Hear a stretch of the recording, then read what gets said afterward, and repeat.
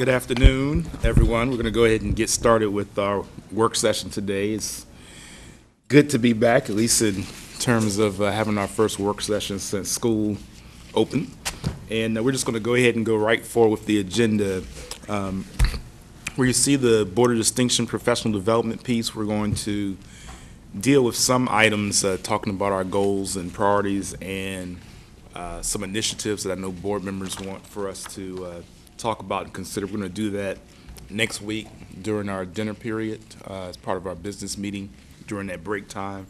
And so that'll afford more time today for us to give more attention to academics and the other items that we have on the agenda. So I'm just going to go forward. Does anything that anybody wants to have reconsidered as far as the agenda that's before you right now?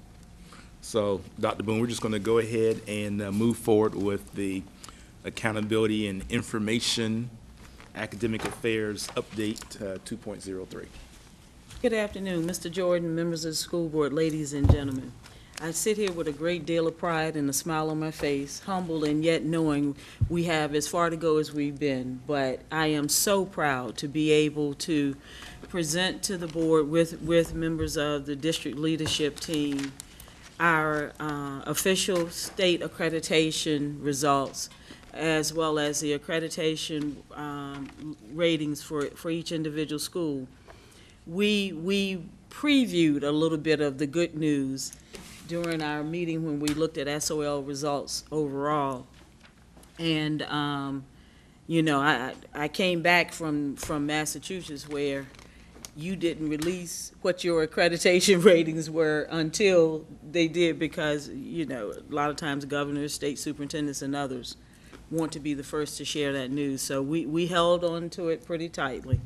And today we are very, very proud of the work that has been done. The work of the principals, the teachers, the students, the support staff, the central office staff, and all in terms of our ability to maintain the schools we had and to add others to the list of fully accredited schools. So I am so proud, and you can get a chance in a little while to hear some voices from the field too, in terms of how we're approaching our district redesign and ultimately turn around for sustained success. So with that, I'll welcome Dr. Bailey and Dr. Rogers to lead the presentation. Thank you, Dr. Boone. Good evening, Superintendent Boone and Chairman Rodney Jordan and members of the board. As Dr. Boone mentioned, Dr. Rogers and I will both be co-presenting today, and we'll also bring up our principals providing you information, stories from the field.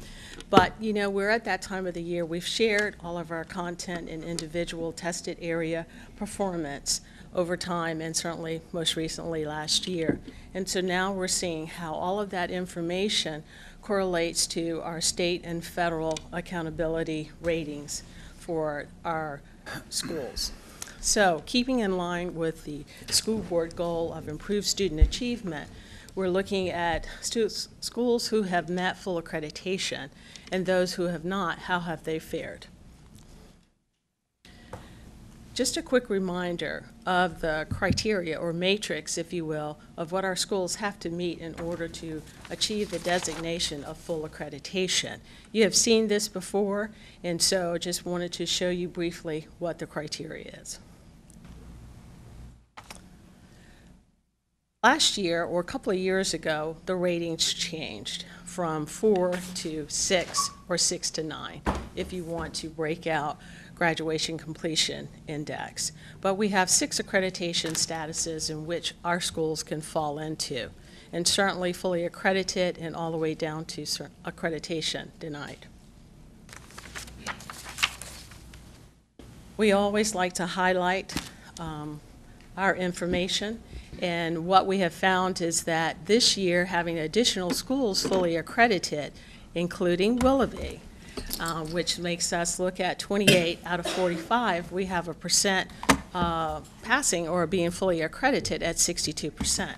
If we exclude that to be in line with the state of Virginia, it would be 61%. So if you could make a note on your slides that it's 61%, because Willoughby is no longer paired with Ocean View, their early childhood center for this coming school year. And that's how the accreditation statuses are given based on the next school year.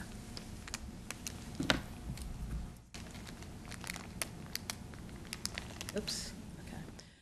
Here we have a little bit more detail where we are providing you that summary by the individual accreditation statuses. Here again, you see for 2017-18, we have 28 out of 45, which yields a 62%. However, we're having to adjust it to make it 27 out of 44, so to be in line with the state. Some other adjustments that have been made are along the lines of schools that are now accreditation denied.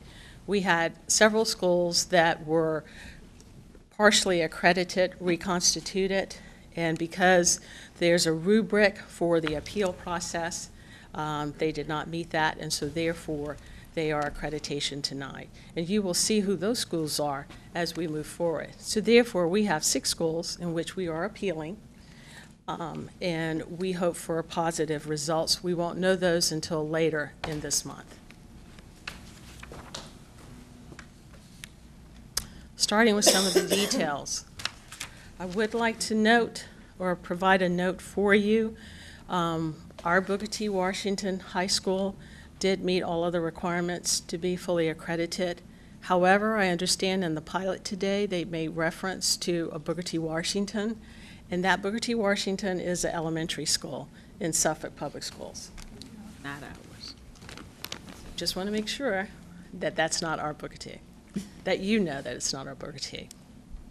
And here we have the results. You may have seen earlier today and in prior information that Northview Middle met all the requirements for fully accredited, and Northside is in the appeal process.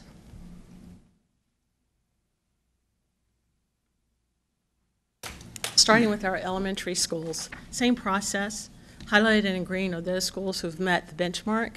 Highlighted in red are those that have been given the designation status of denied. Only the state can give a school that status. And then we have our schools that have been highlighted to be determined. Same here.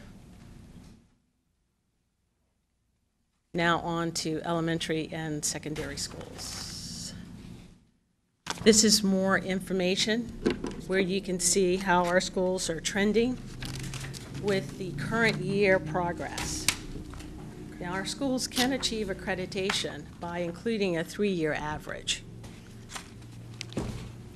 But this is current year, so you can see how current year matches up to current year.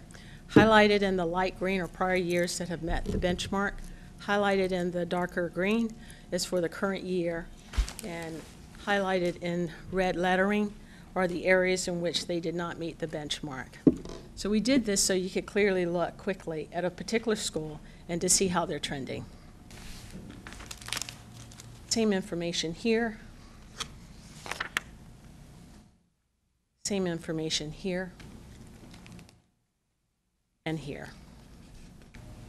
Our middle schools. This also helps us to see where we need to focus our work by content, and certainly we have shared that over the last several presentations. And our high schools. And here again, a school can achieve a status of a full accreditation by using a 3-year average. It's not reflected here, but it's reflected in some other reports.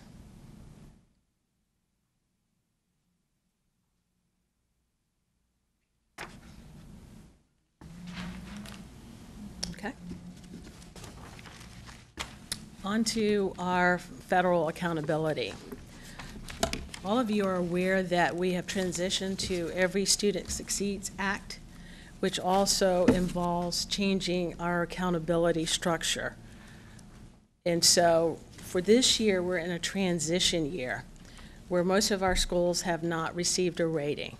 However, the state has decided that they will maintain those schools who are in the priority and focus school status. So we have 5 at the priority level and 4 at the focus level.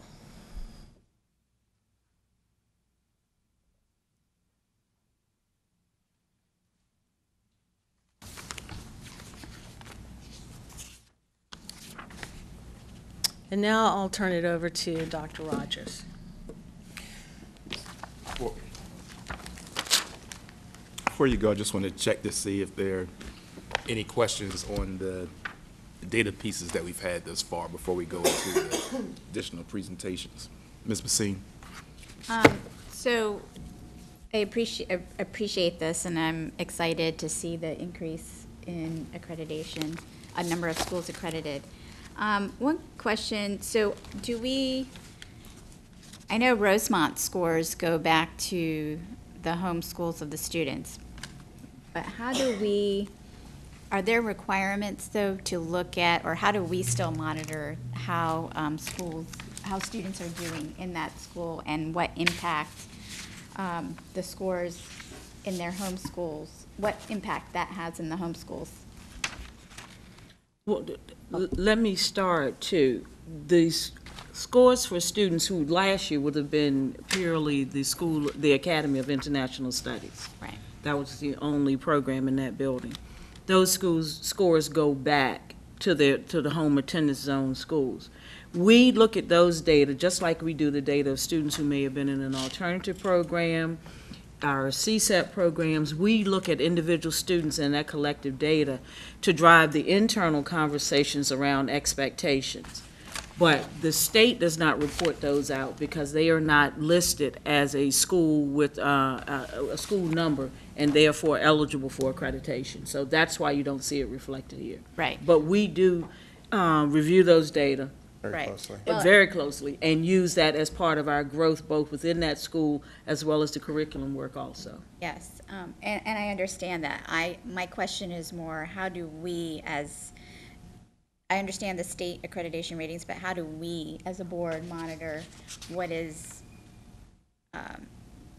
the performance is at the school? And given now that going forward, we'll have 2 programs in there. It's probably something we need to discuss about how the board would like to see that, Okay. because prior to originally, Meadowbrook was the School of International Studies at Meadowbrook, and it had its own school number and accreditation rating. So I need to go back and see what was happening historically once it became an academy and no longer a school, to see how that was reported to the board. And then we'll talk about ways in which we share that information. We still, depending on the small n size, if there are a small number of students at a particular grade level or certain courses, then we won't be able to present that because it would possibly be student identifiable. Yeah, and we've looked at it, I don't know if it was as we were going through some of the accountability or if it was sometimes we will receive more detailed reports. Mm-hmm. But I do know that there have been presentations or data reports that we received that have allowed us to see the performance of students who are in Rosemont or other specialty programs where the scores count back to the home school. So that is something that we can look at and we have looked at and we've talked about before. And I think as part of the ongoing work with the specialty and magnet programs and all the data review that we're doing there, to also provide additional opportunities for us to look at that. Okay. And the other question I had is, so how the schools that we've applied for conditional accreditation, can you review again what specific criteria we're using to determine which schools are being, which schools we applied for conditional accreditation? Sure. The schools that we applied, can you click back to this side? The schools that we applied, we took a look at everybody, where they were and how they performed from the previous year. And the state did provide for us a rubric with which we could use. And I believe we shared that with you at one of the previous board meetings. So we use that as a guide to determine which ones we would put forth an application. And that was pretty much based on the percentage of growth that they had in specific content areas from the previous year. We were also afforded an opportunity to put forth applications of schools that had new leadership in them, that had principals who had a previous record of success at their previous schools, primarily in Virginia. However, we did submit an application for one of our sitting principals who does have a successful track record in a state that does have a commensurate assessment at the end of the year for their students as well. So that's how we determine those that we decided to put forth. And the state will certainly apply their rubric automatically to all of our schools that we submitted applications to, and hopefully we will have some good news shortly. So. Yeah, and it's something that, I guess as part of that process, the state board has their own accountability committees. They review it. It's discussed openly at the state board meeting, and then ultimately they let divisions know around the state what the determination is with these applications. Correct. And the partially accredited reconstituted status is the application that we applied last year for a number of schools, and those were received. And that reconstitution could be any number of things. It could be curriculum and instruction, it could be leadership, it could be different programs, or the composition, the demographics of the school have changed. So there are a number of categories within that designation that allows us to apply. So last year when we were successful, we were able to look at data and then at least one school we applied under proven leadership, Chesterfield Academy, and so that's what allowed that to become a school last year that was partially accredited, reconstituted, and so those are the major categories that we can apply under. Anyone else? Ms. Doyle? I just want to commend the division on the very swift progress in a short period of time, because if you recap back to the 2013-14, at that point we had 15 schools accredited. So now we're up to 27 if you don't include Willoughby, 28 if you do. And even at 27, that's an 80% increase in a very short period of time. So I think that really says a lot about the work of the division, the steady leadership, and the work of the principals and the teachers. And I just want to thank them all, because I know we're headed in the right direction. Dr. Boone, you've said this is a marathon, not a sprint, and I agree, but it seems to be a fast-moving marathon, which is a good thing. And I know we have a lot of work more to do, but really this shows inordinate progress, and I really want to commend the division. And our community should be very proud of these students and their academic achievement. Thank you. Thank you. We are very proud. And that's why even in my opening comments, I referenced the work that everybody has done.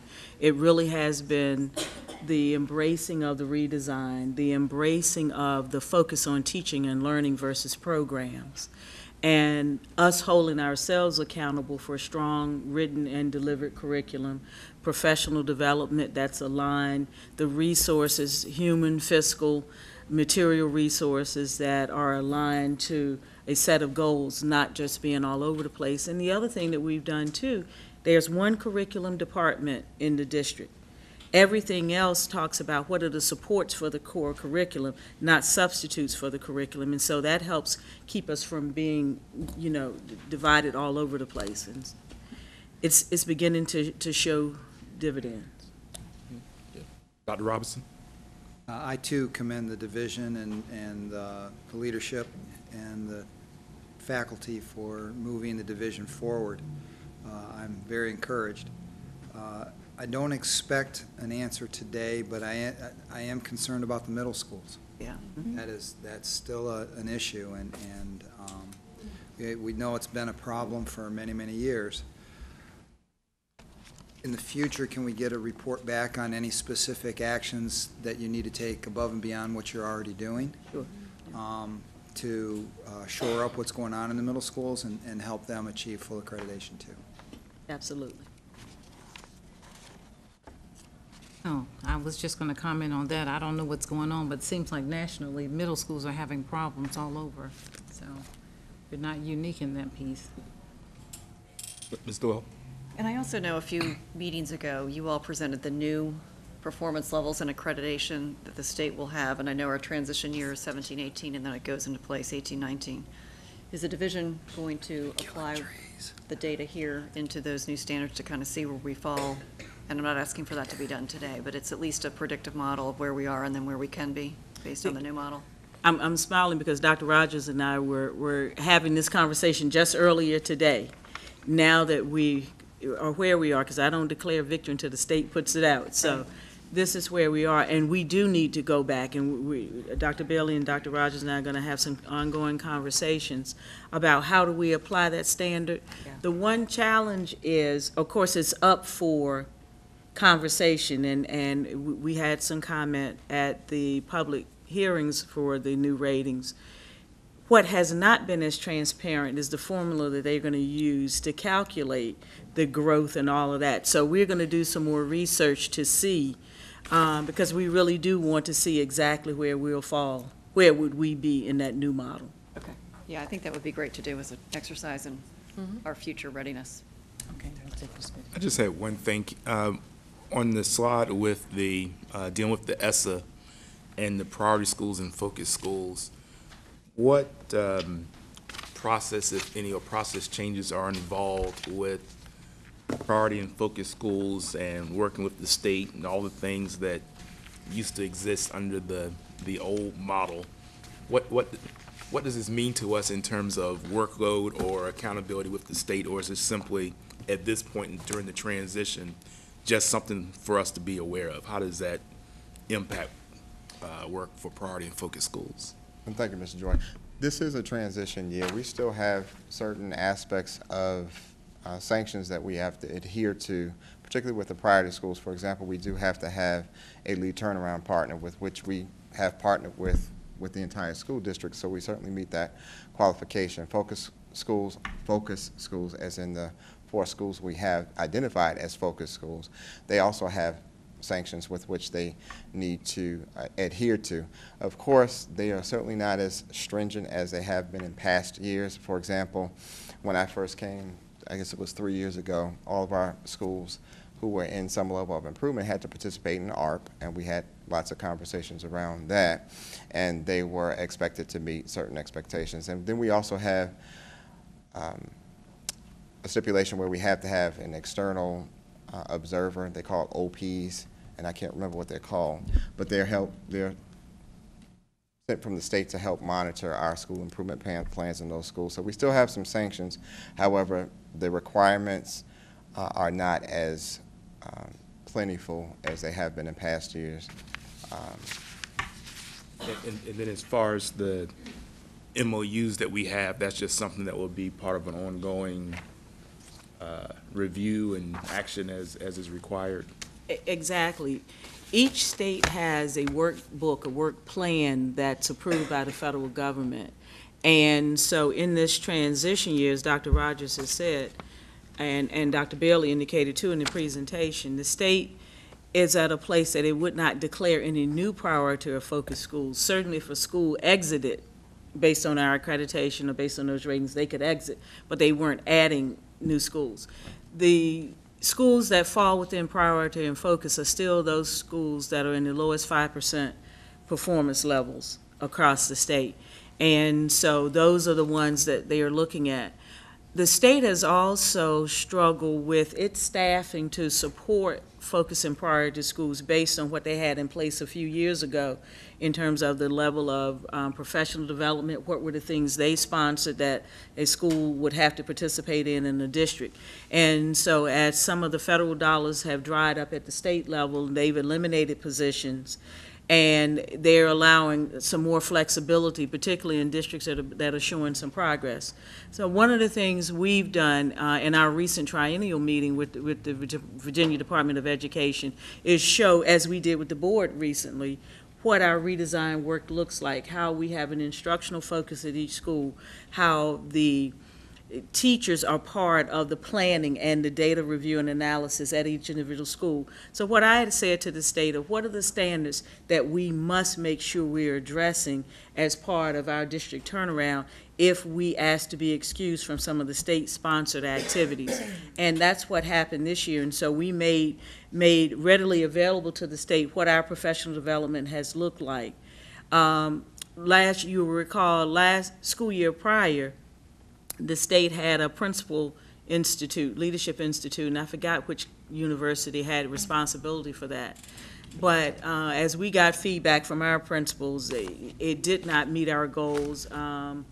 Principals were very concerned about it. So when given the opportunity, the state stepped away from that university, I'm not sure why, and said that the Office of School Improvement at the state level would offer the principal training, and I said very respectfully, my principals couldn't afford another experiment, and so I committed to the standards that we have to include in our focus work in the district and with our partner focus schools, since we're doing a district-wide redesign, and we committed to those and being able to show the evidence that our principals have gotten a very robust system of professional development throughout the year rather than having to participate. But the state right now, to its credit, is really in a place where, because of funding shifts and staffing, are finding it challenging to support the number of schools that are priority and focus and what that looks like.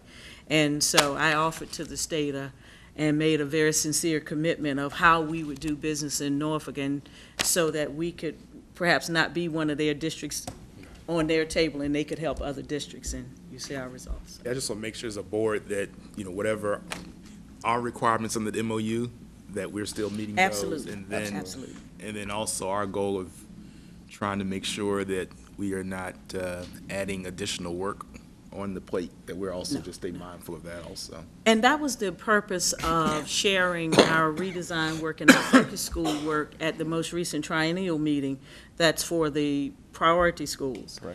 And I have to ask, because I can't ever remember who's in which place.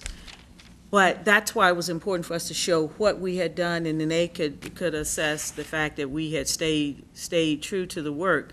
The other thing that's critically important, again, it was that alignment piece, as you said, not just having principal training over here, the turnaround partner work over here, the district work in another place. That wasn't helping us move forward. And so we have pulled all that in. And when we're building our school improvement plans that are required for the priority schools, they are aligned to the manner in which we do the work. So the goals and objectives, the standards are the same, but we show what we're going to focus on and how we're going to do it at a school, align with the work that we're currently doing. So it's not a plan that sits over here and we can check off we've done a plan for the state, but it is a living document that we're able to use in schools, and they don't have to feel like they're doing competing work in order to satisfy what the district expects and what the state expects. So we've tried to pull it all in. Thank you. Any other questions on that first half? All right. C, please. Thank you. What we'd like to do now is talk a little bit more about the stories behind the data. As you mentioned, we've been discussing where we are with accountability for the last few board meetings, and we see what the numbers are, and we certainly have much to celebrate. And to Ms. Doyle's credit and observation, she did point out in a short period of time we've essentially doubled the number of schools, but decreased the number of schools who are not accredited in a pretty short period of time. And that does take a lot of planning, a lot of dedication, a lot of time, a lot of sweat equity, a lot of brain power, not only at central office, but certainly more so than any place else is the schools.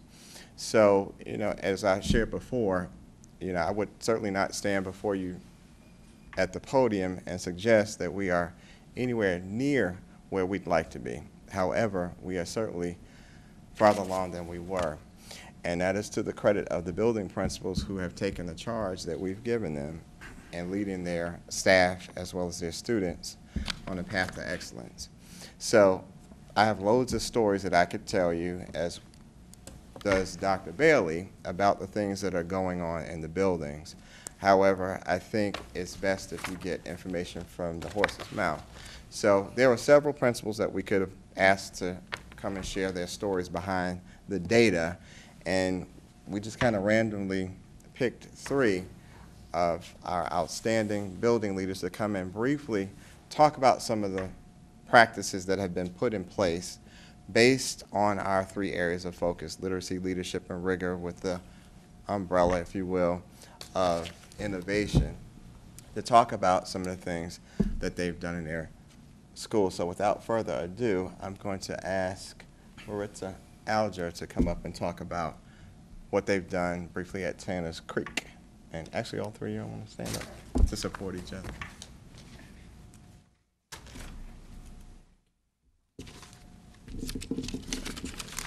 Thank you, Dr. Rogers and Dr. Bailey. Good evening, Dr. Boone, Mr. Jordan, and the rest of the school board. I am incredibly proud. We are fully accredited, and I've waited approximately 5 years for this moment to arrive. When we first started, it was very tough. It was a new test. We knew that we had to focus in the areas of literacy and science. Our scores, as you can see in front of you, were pretty dismal. But it took a lot of work, dedication, and a lot of focus, really, to get us to where we are now. If you look closely, grade 5, I can say that this past year, 85% of our students are reading on grade level, and I am absolutely proud of that.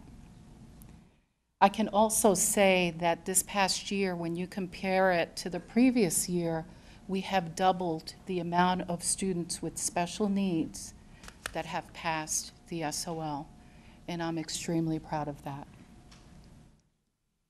The upcoming slides that you're going to see are really going to speak about the work that our staff has done and the work with our new brand, Koala's Climb.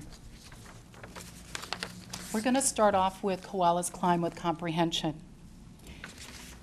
Thanks to the Focus Schools partnership, we really did a great job strengthening our teamwork. We created an instructional leadership team that was diverse, had multiple perspectives, and really worked hard at figuring out what is it that we can do internally to give us leverage. Our instructional focus, in turn, became comprehension. We invited researchers and authors such as Tanny McGregor to come in and talk to us about how is it exactly do we teach our students metacognition, schema, to build their comprehension. My wonderful assistant principal, Rhonda Harris, brought in the program One Book, One School.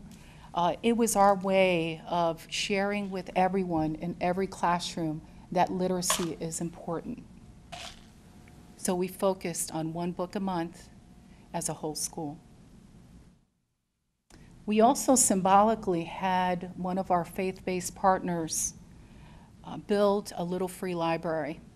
And to me, that was so important because every single day it's outside in front of the community, letting everyone know that literacy is a priority for us and for our community. And it was a way to connect our school with the rest of our community. Koala's Climb with growth mindset. We have done a great job for the past couple of years looking at data. We know how to collect the data. We know what assessments to give. But we needed to go a step further, and we needed to work in terms of involving students. So one of the things that we have now are data notebooks where our students are involved with goal setting. And each quarter and each month, each month and each quarter, as we watch the growth, we also celebrate the growth. In the past, it used to be about passing and failing, and now it's about how far you can go. We also have taken our instructional focus of comprehension, making sure that every classroom is committed, that comprehension, whatever that strategy is, it's going to be done with each child each day. So the school-wide support, in essence, was something that we definitely had to make sure that we had so that we can go deeper and wider with our practices. Next, I want to talk about Koala's Climb with community. We are committed to empowering kids and empowering our community. And to me, that's one of the most important things as a principal, as a leader. Not only am I a leader within my school, but I'm a leader within my community, making sure that I use education to help help with everyone rising up. We created a student leadership team to help strengthen our communication in classrooms. We also forged strong partnerships with faith-based partners who, to this day, still continue. The other day spoke to our staff about 17 tutors that they're going to send, one for each classroom. We also increased parental involvement through social media. I would count on, well, it was always important to have, of course, parents to come in, but I realized that through social media, there really is, I can reach 400 parents with one picture, set of words, and I can get so many views in that moment just through social media. And specifically Class Dojo, for those who haven't used it. I want to end by saying that I am absolutely proud to be standing here, but by no means am I going to take the credit. The credit goes to my staff. It goes to my dedicated teachers, to my custodial staff, cafeteria, the office, every single person in that building. I landed in a place that was definitely meant to be, and I am so proud and happy to say that we will continue to climb. Thank you.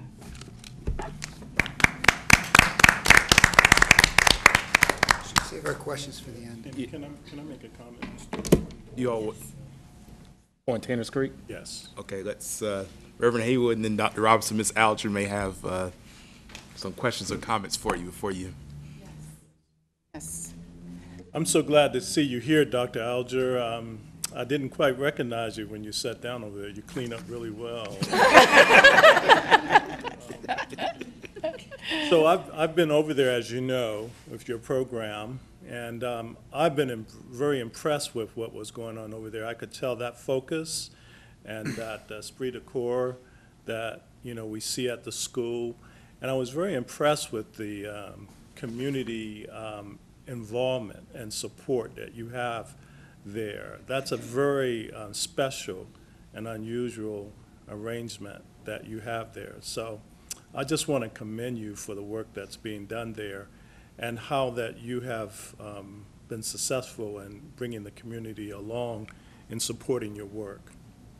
Thank you. Thank you. Thank you so much. Dr. Robinson. I too want to commend you on your work at Tanner's Creek.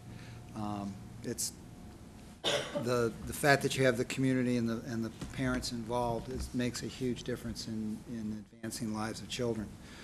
My question specifically is, what do you attribute your gains in science? Because we've seen as a district and been told as throughout the state that science this year was on the decline, but yet you bucked the trend.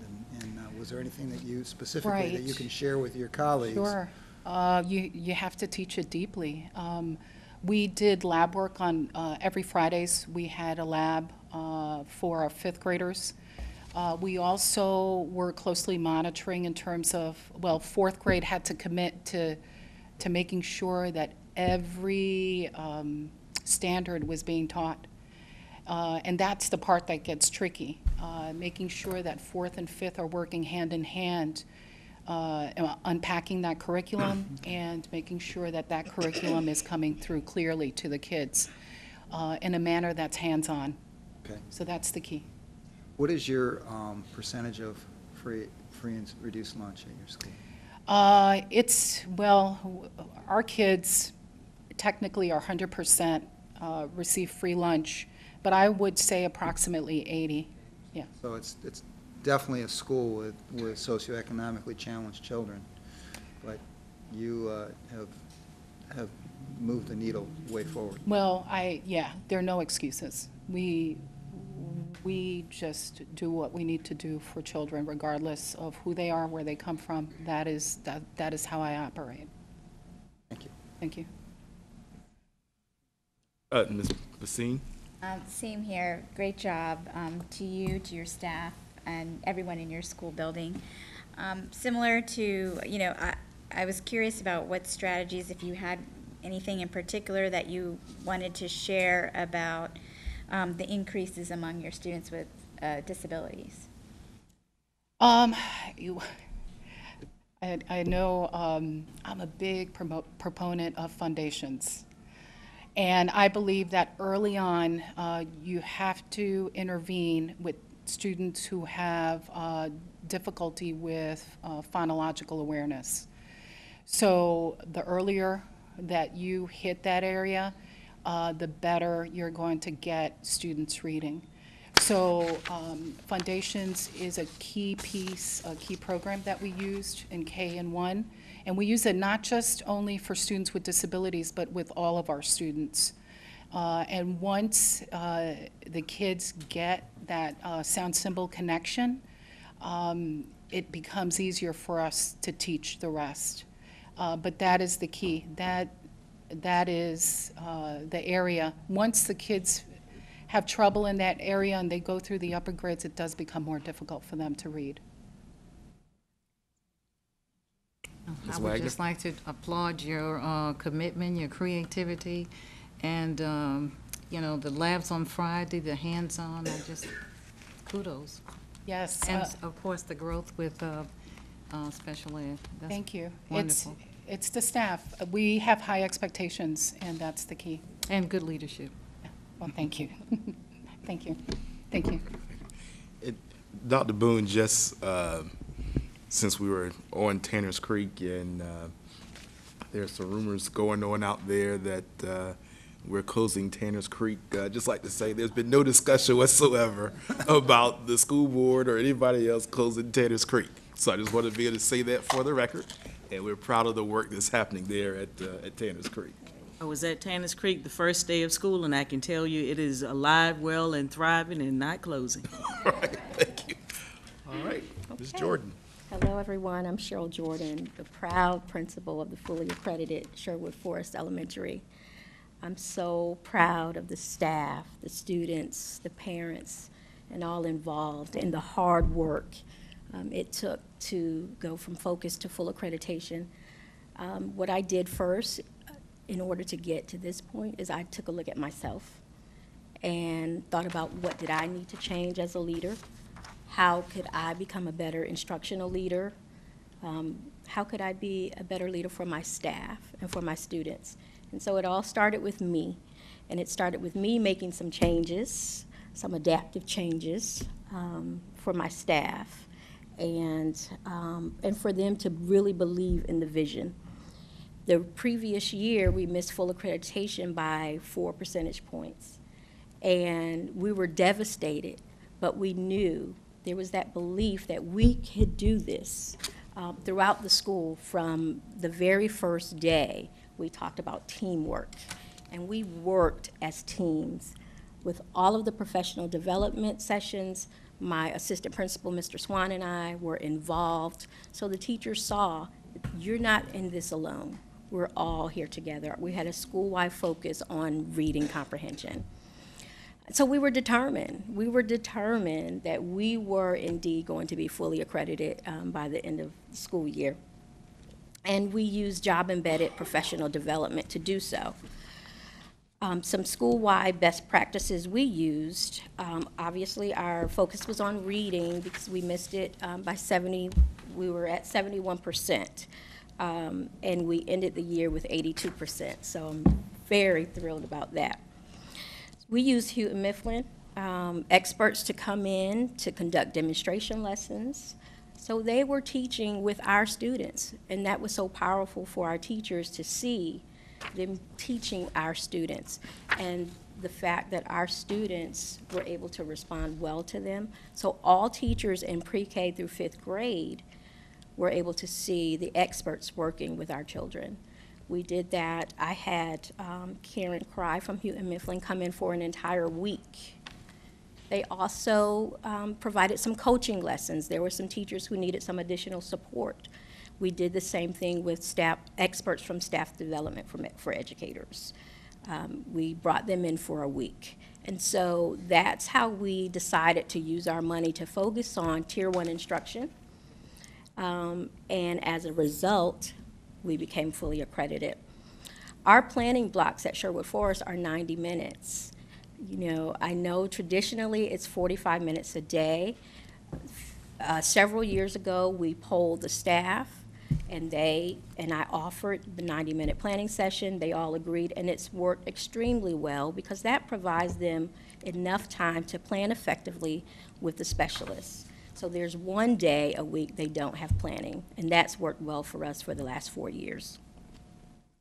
Our retired teachers, I have 3 retired teachers who were my mentors when I first started teaching. And they've been with me now for about 6 years, but they solely work with our recovery students. And when I looked at the data, and the recovery students are students who didn't pass the SOL test the previous year, so we provide remediation specifically for that, additional remediation specifically for that group. So my retired teachers worked with the recovery students and provided double dosing and sometimes triple dosing.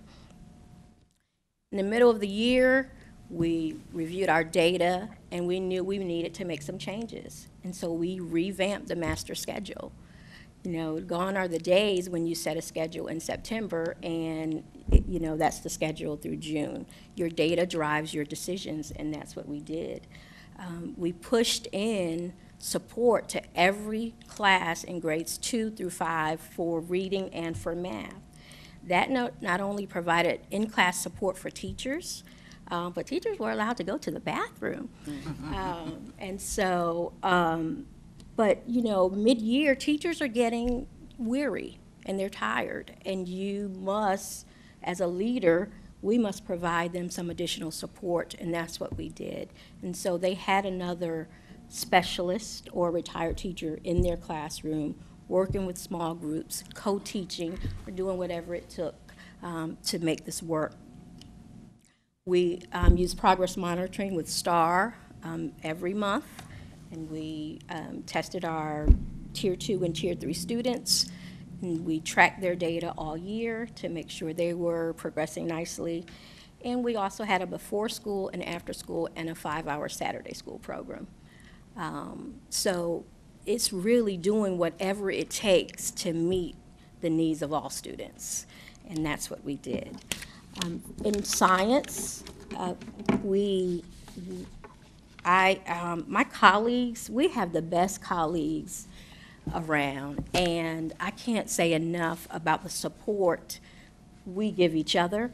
And so Dr. Baltazar from Ingleside sent her science specialist over to work with our students to ensure they were meeting accreditation or they were meeting the standard for the SOL test, and I thank her for that. So finally, those are our SOL results. I'm so proud of the work we've done. The teachers, the students, the staff, they worked extremely hard, and for me to be able to share with them the fact that we were fully accredited was overwhelming for me. But I can't end this presentation. This is my 22nd year in education, and my boss, Dr. Gray, is so phenomenal and so supportive. And she respects me as a professional, as an individual, as an educator, as an instructional leader, and allows me to be creative. And Dr. Boone, I thank you because you do that as well. And that's why we're fully accredited, because we didn't do this alone. It's truly the support of everyone. So that's all I have.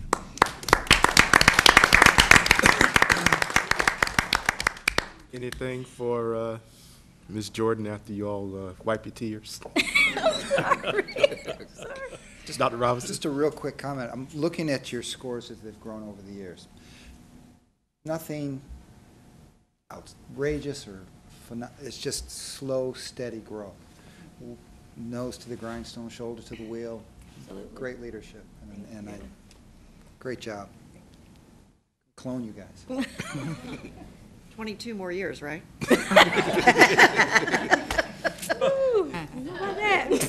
Ms. Wagner? Just like to congratulate you, and I tell you, it takes a big person to be able to look at themselves first. So that was right. great. Ms. Basine? Same here, a wonderful job, and I had the same thought that a strong leadership there is one that can look at themselves and say, what do I need to change and do differently for my team? One question I have is I think it's interesting, the 90-minute planning blocks that, and how, from a scheduling perspective, how that, is this the first year that you did that, or is that something that you've kind of morphed over time? We have implemented that for about 4 or 5 years now. And it was a scheduling nightmare. I stayed up until about 3 o'clock in the morning completing the first draft, but it's worked beautifully. And it just really affords the teachers more time to plan, and the specialists rotate in to make sure they're there to support them. Reverend Haywood? I too would like to commend you. I particularly am impressed with how you use the embedded PD. And I was just wondering, is that done around the district? I mean, this is how it's being done. Yes. So, yeah, this is great to be able to see and have you explain this to us. So, thank you for the commitment that you have. And also, you're mentioning Dr. Gray's support. That's important to hear. Absolutely. So I just have one. I know in the past, your student population has been very diverse culturally, language-wise. Is that still the case? And is there anything that you all are implementing or utilizing that may be of value for us to consider as our schools continue to have more and more cultural and language diversity in the building? Honestly, we just accept all students as they come, and we build relationships with them. I think focusing on Tier 1 instruction really is what made the difference for us, because we've never done it this deeply, so that's really what's made the difference. Thank you very much. Mr. Faircloth. Mr. Faircloth. Big shoes to follow here. Good afternoon, Dr. Boone, school board members, and guests. I just want to say it's an honor and a privilege to be here to present on behalf of my students, staff, and teachers at Larimore Elementary School. This will be my 6th year as principal at Larimore Elementary School, and it's been an interesting ride, a great ride. Looking at our first slide, I just wanted to kind of share as we look. My results are on the first slide, and we look at my 5 years, and then at the top is our year in review for last school year. The first thing I wanted to share is during our first year, we had a brand new population. When I arrived at Larimore, there was redistricting, and Larimore changed quite dramatically. And so a new population started. We became a Title I school that year. That was the first year Larimore had been Title I status, and as well as assessments were changing. So as I started my first couple of years at Larimore, it was a challenge just trying to make sure that we were addressing and meeting the needs of our students. I realized after the second year when things weren't working quite so well, we dropped into warning in both reading and math. And so that was the year that, as Ms. Jordan kind of shared, that I had to kind of do some self-reflection and say, what do we need to do? Because as a new principal coming to a school that had always been accredited, it was a very humbling experience for me to realize, okay, now we're not accredited, what do I need to do? So we really looked at putting reading first. We were really missing that quality, rigorous instruction, the teamwork. We had a lot of good teachers, but the teamwork was lacking. The planning, the data, looking for the staff to meet the needs of our students. And in fact, it's almost a rebuilding year. So after that second year, I had about 17 new staff members that came into our building, really looking for teachers to meet the needs of my students. And so we really jumped in that year focusing on planning and reading. So with our reading and math planning, we facilitated that with our specialists, and it was something I required teachers to come to. Of course, they planned every week, but this is something I wanted to really facilitate and control and, and micromanage, if you would say, because I knew we needed to jump out of warning as quick as we could. So within our planning, we 2 days a week, I require teachers to come down with their curriculum guides, ready to come, ready to plan, and it's evolved over the years, and it's been very successful. We really embedded, as the other principals shared, on our professional development, our data discussions, knowing our students. I really feel like at Larimore, as I'll kind of speak to a little bit later, but our theory of action at Larimore is really putting students first and teamwork. So with that teamwork, I really worked with my amazing assistant principal, who you all know has gone on to be a principal this year at St. Helena. So with the teamwork there, we really worked on collaborating, creating collaborating teams, encouraging them to take risk. I wanted to try new things. Let's try something new. Let's really see what we can do with the research-based strategies. Let's see what we can do with grade level planning. Let's see what we can do with our students and really meeting their needs. So with building teams, we really focused on building the grade levels, building my special education teams, because at Larimore we do have a high population of special education students. We do have three classrooms of self-contained students, as well as our inclusion population. And so we really, as a former teacher who had inclusion students, I really had a special place instructionally and in my heart for our kids with special education needs, because I know that they can be successful and they are successful, and we have shown that here at Larimore. So as the years progressed, and we kind of look at that, back to our, to our data and our planning, you looked at that triangle. We really focused on the written, the taught, and the tested curriculum. You know, the assessment cycle on really looking at assessing our kids, revisiting them, find out what we're going to do next, and then continuing to meet their needs. So the written, the taught, and tested curriculum, when we really when all those three items are aligned, we really found a lot of success with our students. As ILT approached last year, it really just kind of, it was such a good connection. It solidified things that we were doing. It was with our year that we were in warning, we managed to come out with double-digit gains that first year. It was my third year as principal. We had double-digit gains in all subject areas, which was quite a surprise. We knew we were doing well, but that was something that we didn't expect, but it was a pleasant surprise. And so with that, we realized that the teachers were really becoming teams. They really were planning more. They really were trusting each other. They really were being very creative in what they did instructionally. And so we really praised that and started to recognize those accomplishments. But our ILT jumped in, and it kind of connected our graphic organizers, our retelling, our summarizing, our visualizing, and our note-taking, a lot of things that our teachers focused on as we focused on Tier 1 instruction along with the triangle that I shared, and really focusing on our Tier 1 students. And we felt like the quality Tier 1 instruction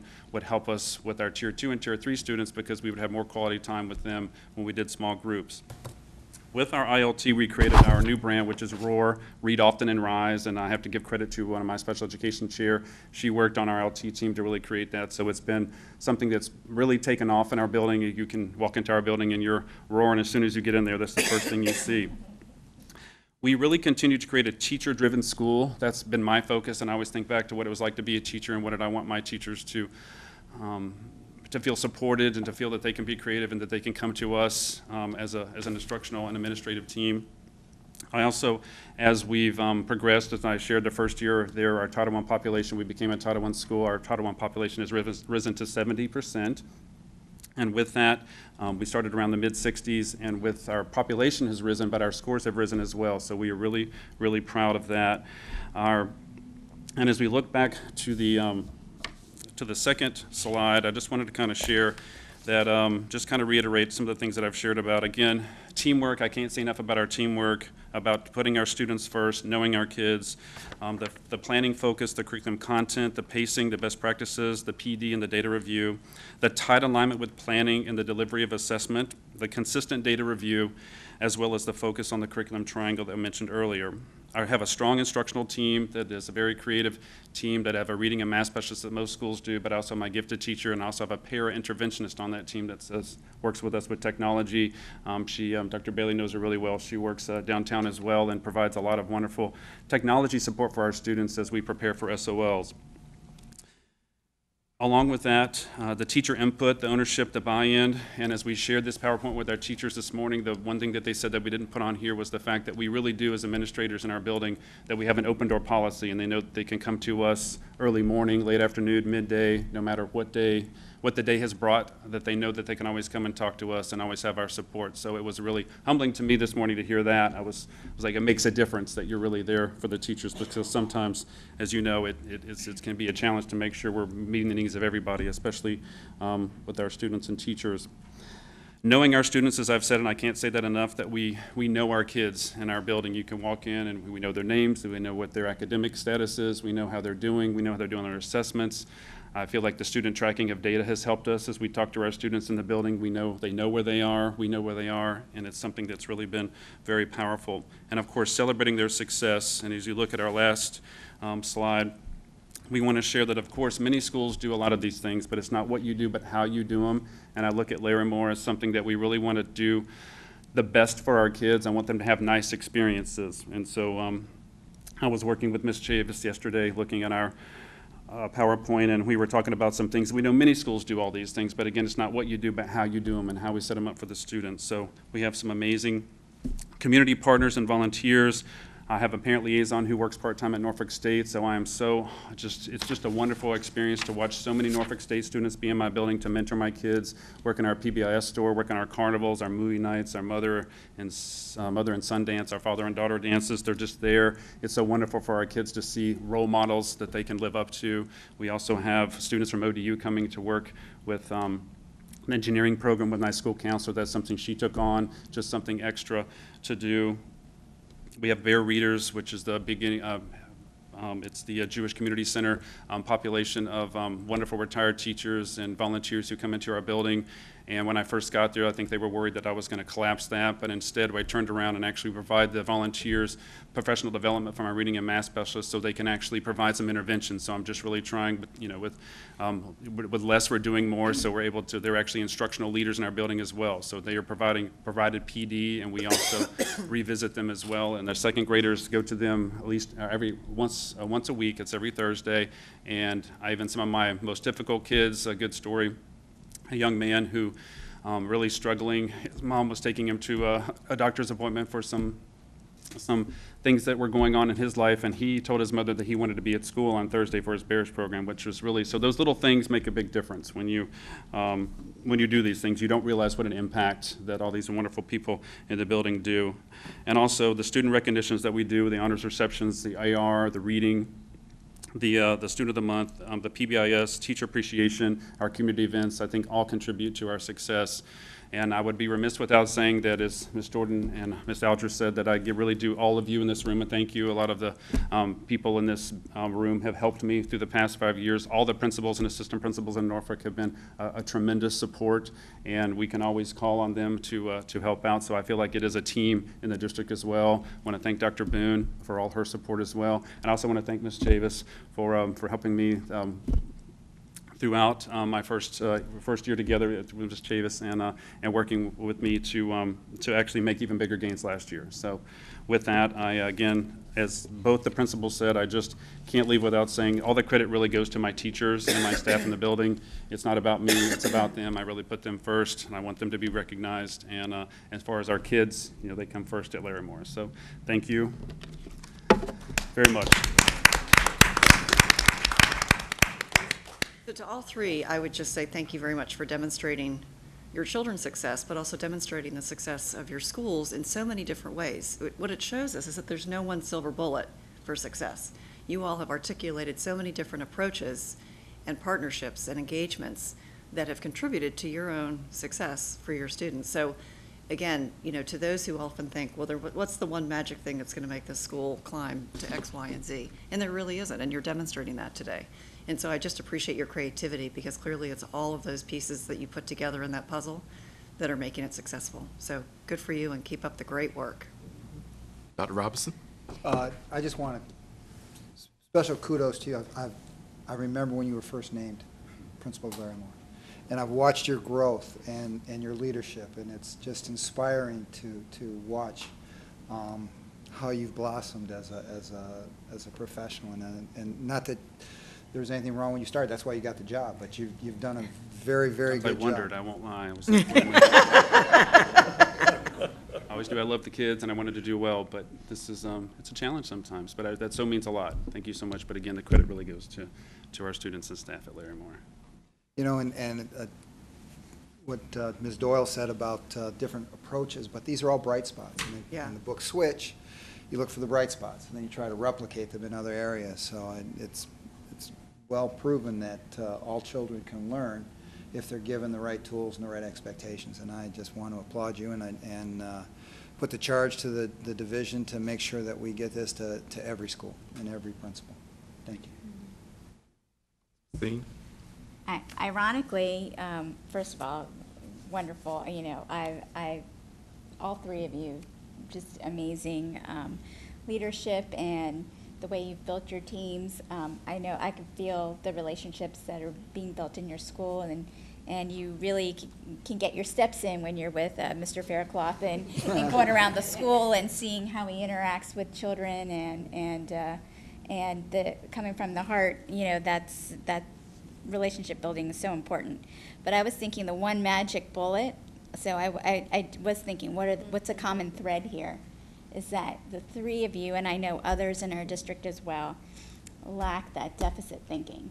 And it's clear, and you all touched on it, you know, whether a child has an IEP, whether a child is socioeconomically disadvantaged, you know, culturally or linguistically, you know, different, you know, everybody got the tools that they needed to succeed. So I applaud all three of you and others in the district who aren't here today for that. So thank you. Reverend Haywood? So I also want to commend all three of you. I'm sitting here thinking about the commonality as well, and I believe that it's in the leadership that these principals have provided, building leadership and servant leadership that they have provided for their teachers, and I think that's very important. And I also want to thank Dr. Boone and Dr. Rogers for allowing us to see this.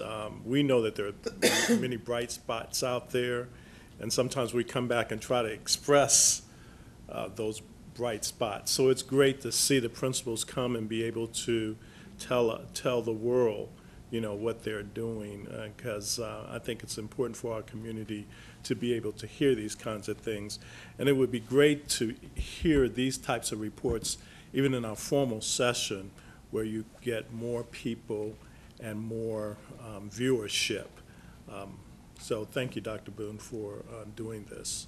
But just on that note, you know, the board asked for more student and more staff presentations, so we are indeed going to have that. You have that here, and also at our business meetings, we'll have more and more presentations as well.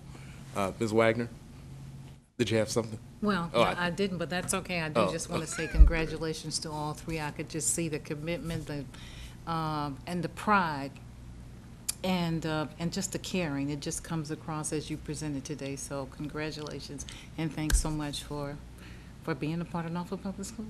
Don't walk away yet. Dr. Robinson? Just one quick follow-up, the commonality, because I was thinking the same thing. I wrote down creating teams, family, and community partnerships. I mean, that's what we always strive for, and it's evident that you guys put that work into it. So, Mr. Faircloth, I have one thing that really struck with me on your sheet with all of the partnerships and activities that you have. Can you just talk a little bit more about, as a principal, how you and your staff assess and evaluate partnerships so that it aligns with the work of your school and what's important for your students, and not have, you know, the partnerships in and of themselves drive what's happening? Can you talk about that just a little bit? Well, I would, just to touch on that really quickly, again, what we do with, our partnerships, it's been a process, and we, when some of the things just kind of happen and you look upon, my parent liaison working at Norfolk State, what a wonderful opportunity that was for us to just filter in all these great kids to come in and help our students. And so then we see that happening, so then we jump on that and we say, okay, well, how can we make that better? How can we get these young students around my other kids for reading and tutoring and just mentoring and all these other events? So with that, it was easier. Other organizations, for example, Home Depot partnership, we have a Student of the Month, which everybody has Student of the Month, but we have a partnership with Home Depot where the students we recognize them on the news, they get a medal, they get their picture, but they also get to do the building activity with Home Depot. So with them, we were able to kind of align that to make it work. The interesting thing is it started with Lowe's, and of course that partnership kind of dissolved, and Home Depot was kind enough to provide us with the same materials that Lowe's did, and Lowe's did some amazing stuff for us to us as well. And that's the thing about partnerships, and I know they sometimes they come and they go, and we learn that. We know that sometimes I don't get my hope, I guess after 5 years I don't get my hopes up as much as I used to, because you'll get these things going and then they don't always come out like you think they're going to. But again, I think we always can pull from each of those to learn for the next partnership and how we want them to connect to our kids. We're very, I want my kids, or I want our students to feel safe, secure, and cared for. I want them to experience wonderful events. I want people to come in that are going to be in the building. They're going to love our kids. They're going to appreciate our kids, kind of know that their economic, the challenges that they do have, but yet, look past that and know that these kids are just ready to rise. I mean, that kind of went with our Roar, Read On, and Rise. So with that, it's a constant, just like we look at data with our instruction, we look at our partnerships, we look how can we get more people in. It's a lot of work beating the streets, with donations and things like that, because of, as you all know, budgets continue to get a little bit smaller. We do a little bit more with a little bit less, and so it's a lot of beating the streets. It's a lot of making connections. It's a lot of talking to people. Anybody in here that wants to continue to help me? I know Dr. Birdsong's been great. She came over, and I'm working for some additional partnerships for our schools. So we just want to make sure when they're in our building that, of course, they're respectful, they're responsible, they're professional, that they're providing a good role model for our students. But then also, as I shared with the Bears, how can now we can make that instructional? How can we really utilize these people in our building? Because, with again, lack of staff, how can I use these volunteers to provide some quality instruction, not just to sit down and read a book, which is wonderful, but let's take that to the next level. And so every year that continues to literally rise and build. And so it's almost, I've almost created a little groups or little, community pods to help us out. The Civic League comes into the building. I used to go to churches to meet with them, and I opened up my school for the Civic League to come in. And now 2 Civic Leagues in the area come to my building and meet monthly, just because I just want them to be there. And I'm just hoping that, maybe some kind of spark or something will stick. And so I'm not sure if I answered. I'm going to jump in and say, I'm down the block from him, and it's hard to compete with this guy. Honestly, so. Well, Share the wealth, right? and I have to say, and we do that, is that, if we found something good, we let them know. We let our partners know. So I'm not sure if I answered that completely, but it's a work in progress. Very helpful. It's a work in progress, but we offer anybody who wants to come in and help and do something great for us, or cut us a big check. We're always looking. I'm looking Y'all for would that like too. that, yeah. So that's my dream partner Thank you right very much, and thank you to all 3 of you. And Mr. Ms. Basine? So I have one, before you step away, one specific question. So you mentioned building your special education team.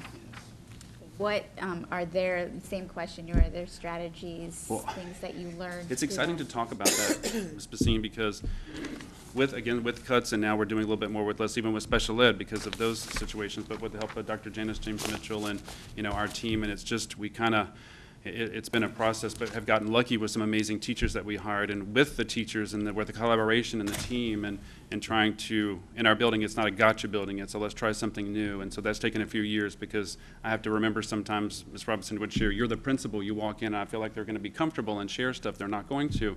And so it's still taking me a few years to realize that. So with our special ed teachers, they again, I talk about knowing our kids. They're very creative on how they service our children. In fact, we have a model right now that has been in place at Larimore that we've continued to grow and almost improve upon, where all our special ed kids have different minutes, and there's all kinds of disabilities and things like that. So we're trying, again, as I talked about Tier 1 and Tier 2 and Tier 3 instruction, we really try to meet those kids where they are and really give them some quality instruction and really look at the growth that they're making.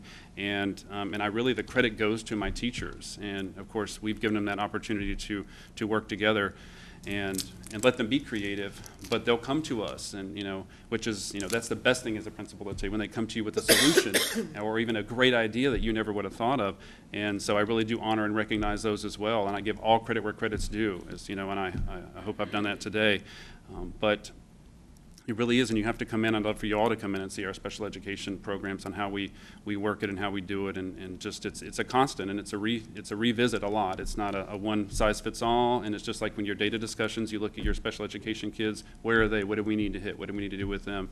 Who needs to be servicing them? How do we use our paraprofessionals? I really give a lot of credit to my paraprofessionals in my building. I say they're teachers as well. We co-teach. They're not assistants. They're paraeducators. They're there to help, and they're amazing. So I'm just really blessed that we've kind of rebuilt the staff in the building to, and again with the support with Ms. Chavis, and it's really exciting. So I love to see that. And if you look at our growth on our VDOE report, we've almost doubled our results from our special education kids from like the 40s to the 70s in both reading and math. So I mean that's amazing. So I'm just thrilled about, so thanks for asking about special ed, so I really like to talk about them. So. Yeah, I could tell. So, thanks. Yeah, Thank you again. Thank you, guys. All right. Congratulations. Keep up the good work. Allow me again to echo the appreciation of the board for the three principals who presented tonight. I think it's so important in terms of the voices from the field. And so everyone is right. There is no, please sit down. You all been standing long. There is no silver bullet, and yet there are some themes. Each one of you as board members pulled on some themes. Let me suggest a couple of others. Think about our redesigned graphic. And there were three gears in that graphic: leadership, literacy, and rigor. Thanks, Janelle. You heard evidence of this in this work. You heard around about unselfish leadership, leaders who are willing to share the leadership opportunity with others in the building so that they can have voice to move the school forward. You also heard about leadership that has high expectations for all, the adults and the students. So it wasn't just a responsibility for the students to figure out how they got there. It was how they had higher expectations for the adults and the students with the goal of moving everything forward. When we think about what's going on with literacy, you heard very clear evidence of alignment, of using data to figure out what's working well in our building and where are the areas that we need to give some attention to.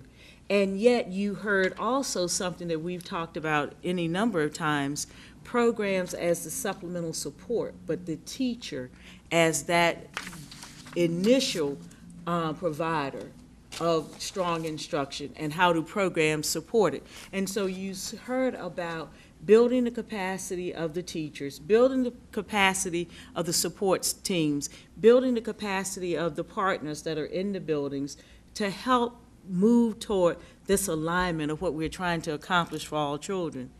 The third thing deals with the rigor. You heard each one of the principals talk about Tier 1 instruction. In lay terms, Tier 1 instruction means providing every student access to the full curriculum, not a piece of the curriculum, not some of the curriculum, but giving all students access to the full curriculum and supporting it with those supplemental resources and interventions so that students can find success. And all really does mean all in these buildings. And that's what you hear as a very clear difference in terms of why they have been successful.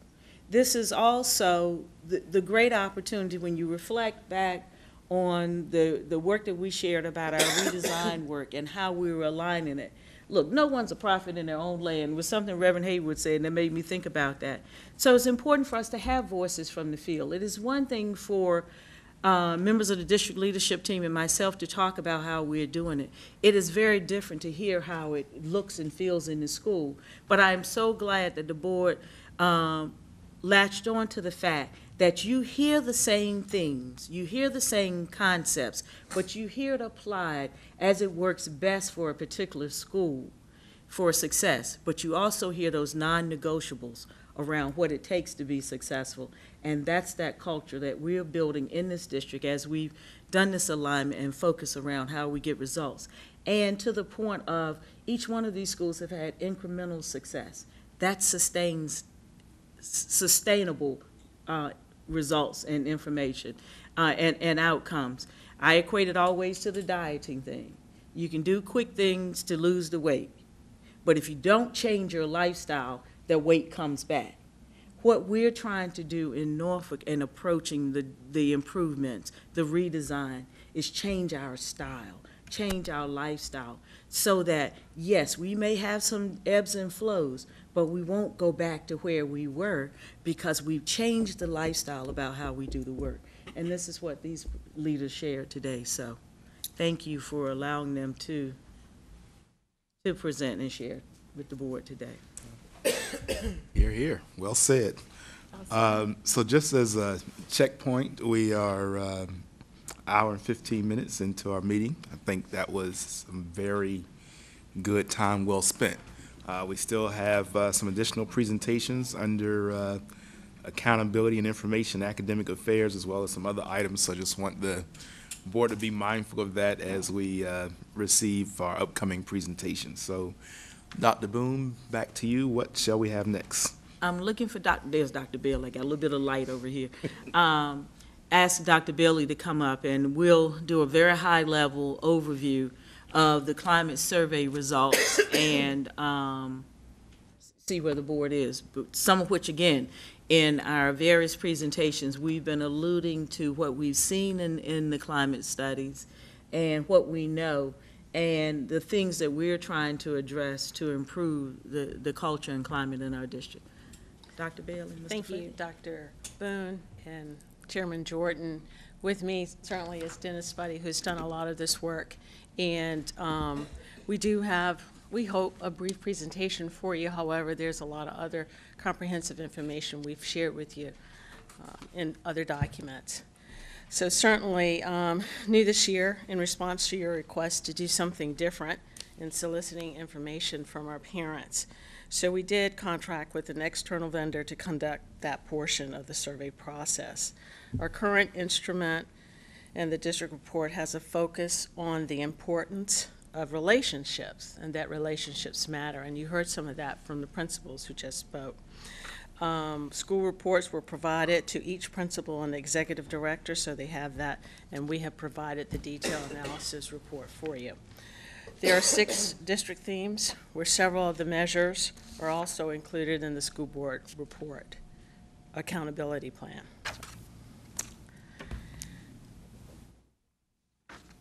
Oops, sorry, don't want to go too fast. Here we had a lot of extensive detail in the district report, and here are a few summaries from those results. We had a small increase in trust in administration and trust in teachers.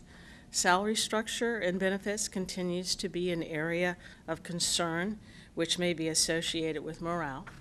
And elementary results were more positive than secondary across all 3 stakeholder groups.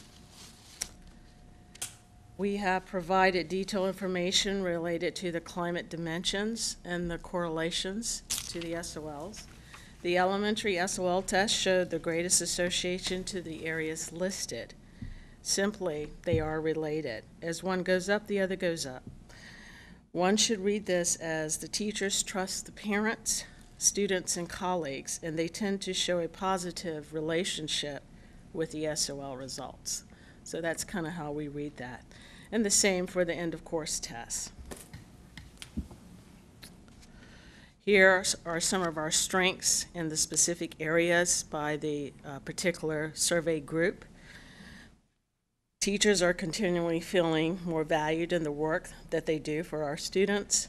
Students continue to have trust in the school staff and feel that there's someone they can go to when they need help. And more than 80% of the parents acknowledge positive teacher-student relationships. Areas for growth or opportunities for growth by the 3 survey groups include more community engagement activities, addressing stress experienced by students. Academic press continues to be somewhat of a concern. And I believe that the parental concerns in this area really is about providing more information on student progress and academic performance. As I mentioned earlier, new this year, we had a blended survey with K-12 Insight. And they provide an online platform. And also, you can complete the survey using any type of mobile device. And so we were very excited to move in that direction. A little bit of background, we had a total of 2,329 completed surveys, which was approximately maybe 1,000 more than the previous school year. The date range was from the 15th through the July 5th. And interesting, 32% of those that responded were NPS alumni, and 23% were military connected. There's a few areas that I cited for you, specifically from the K-12 Insight report. And again here, a little over 80% of the parents felt that there was a teacher, counselor, or staff member to whom a student can go to if they have a problem at school. Parents were asked about frequency of communication for various aspects of the district. We ranked them to help with the interpretation of the information. These are the top 8. One would read this as that 67% of parents want to hear about student accomplishments, either as they happen or weekly. And the K-12 Insight Report provides more detailed information related to this. What I found to be also interesting is that parents were asked the ways that they would like to hear about information from the school district. And one of the top areas was automated phone calls. Wow. So that was kind of interesting.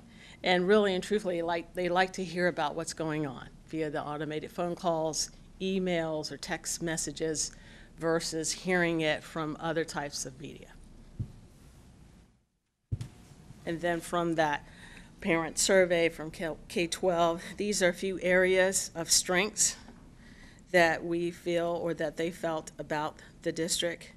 They also appreciate the communications related to school activities, tests, and schedules, and that's probably some of that comes from the automated phone calls. I think it's important to note that they spoke very highly of our high school specialty programs and the NJROTC program as opportunities for our students. Opportunities for growth are listed here. Certainly to continue to increase communication about athletic events and the schedules so that parents could plan, and increase in guidance support about college and career for our students. And that's primarily at the secondary level. So, in summary, how is this information used among our schools? They make this a part of their accountability plans. Certainly our executive directors look at this information and to see how it is in their plans as well as their evaluations. They have school leadership teams at each of our schools that look at this information and see how they can improve and support not only their teachers, students, but their parents as well. And this basically concludes our presentation. Questions? Thoughts, discussion, Ms. Wagner? I had a couple of questions, actually 3. Why do you think you got a more positive response from elementary than high school, than secondary? Then secondary. Answer that? Yeah. Well, research has shown, and it's nationally the case, that elementary students are more positive and less cynical than the older students. And that's true. You can see that across, yeah. Yeah, But did you get the more positive just from students, or was it with the faculty? There's not nearly as much difference. Okay, so it wasn't the teacher, it was mainly Teacher is the- more school-based and Okay. dealing with the So mainly it leadership. was the student Right. population that you got. And that results Yeah. has been consistent since I've been doing the survey across all the years. But that's not true nationally. Okay. The other thing was there a particular area demographics that you got fewer responses from than other areas, demographic areas? Well, we normally don't ask for ethnicity or race on our survey instruments. However, when we look at responses, we were a little surprised at some of our schools that are in some of the park areas. Is that what you mean? Or like, and so, you know, that's something for us to go back and reflect on.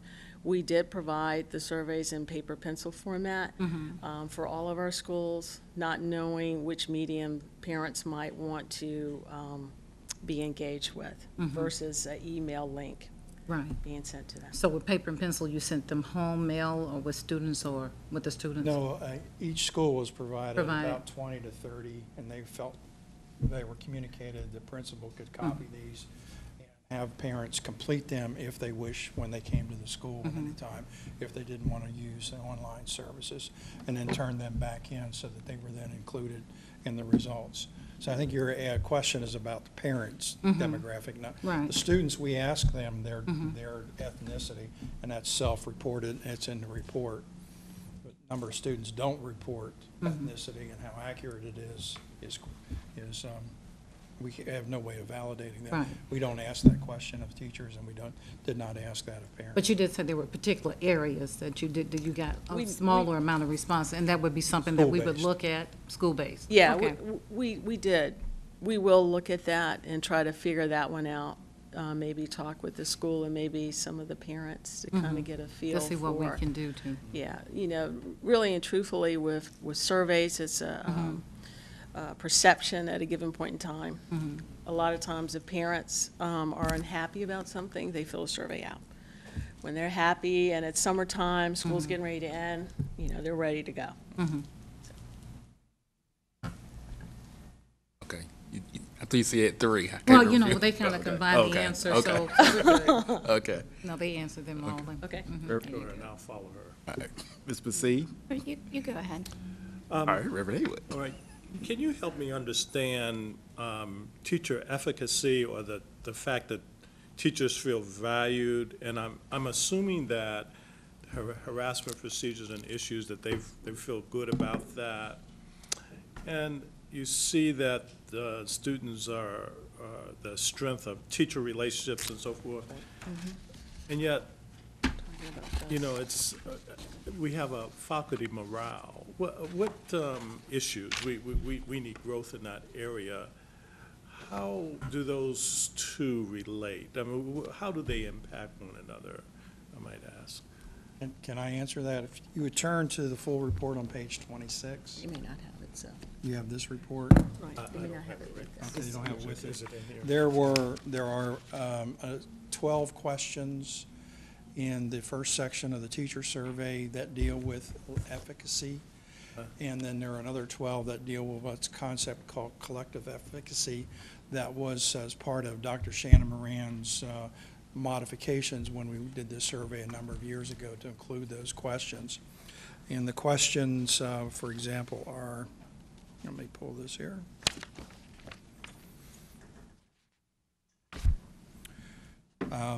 Control disruptive behavior in the classroom. This is efficacy.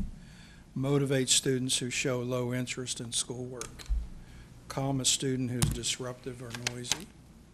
Help your students value learning. And those are the first 4 of the 12 questions that make up the composite of what we refer to as efficacy. They're all under the umbrella of efficacy. So another way to think about efficacy is what the teachers feel they contribute to the overall culture, climate, and results of the school. So this is about their role as a teacher and what they feel, where they see their contributions and what that looks like. The question is, how much can you do to control this? The second section, which is the collective, is how much can teachers in your school do? And they're very similar questions. Right. And so the overall sense is feeling valued. Yeah. Teachers feel valued in what they say and do within their classroom and at their school building. And yet, there is a need for growth in the area of morale. Right. Morale often deals with things such as pay and comp, working conditions. We do have some older buildings. I believe when you look at today's results and what we've been looking at in terms of SOL results and individual school results, as we begin to see that improve, and as we see and begin to feel less of some of that state pressure in some schools, we'll begin to see some of that movement, that people don't feel that they are being jerked around and pushed. I've got to do this. I can't focus on creative teaching. You didn't hear anything from the 3 principals who presented earlier that says lessons can't be creative in their schools. And so sometimes that's really a mindset around how people think about their work. And usually that's a driver in terms of the morale and that piece. So it's the working conditions, and some of that is the pressure, that academic press, some of that is what's happening, which is why it was important for this instructional leadership team work to come about, because teachers are at the table planning for their schools, planning for their work. They have true and authentic voice in what happens. And as that spreads more throughout the building, those leadership team meetings then meet with their grade levels or their content. And that's when you begin to get people wrapped around that work. So that's usually where the disconnect occurs. Morale is generally less about how they do and what they see their role being, and more about the things that they feel they can't control. Thank you. I'd like to make a comment, just a brief comment. It may not be related necessarily to this, but, you know, this, the fact that the parents see the value of our specialty programs, and in particular the junior ROTC. You know, I've seen this over the years visiting these schools. The students like them, the parents like it. You know, they have these waiting lists. The requirements have become much more rigid because there are so many students that want to get into these programs. To me, it seems that this type of view in the community would have budget implications for us. There ought to be more teachers who can expand these programs because this is what the community wants. This is what the students want.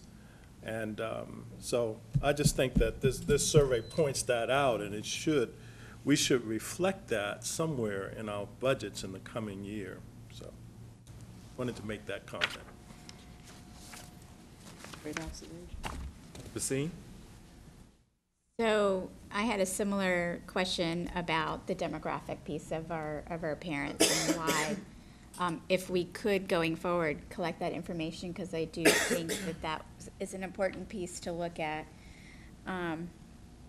So I just put that out there as to. It is important, but we also don't want it to be the reason people choose not to participate. And so we've got to find that balance in the public sector, unlike some private surveys and things where we're trying to build teacher voice in it, but we will certainly look at it. But it's something we debated back and forth, and going with an outside external vendor, we wanted people to be comfortable with the process, to know that we were going to take this information and use it appropriately and not use it as a battering tool for something else. And so we opted not to include it, just so, because people would say, okay, wait a minute, this is an outside entity, why they want to know who am I, you know, in these things.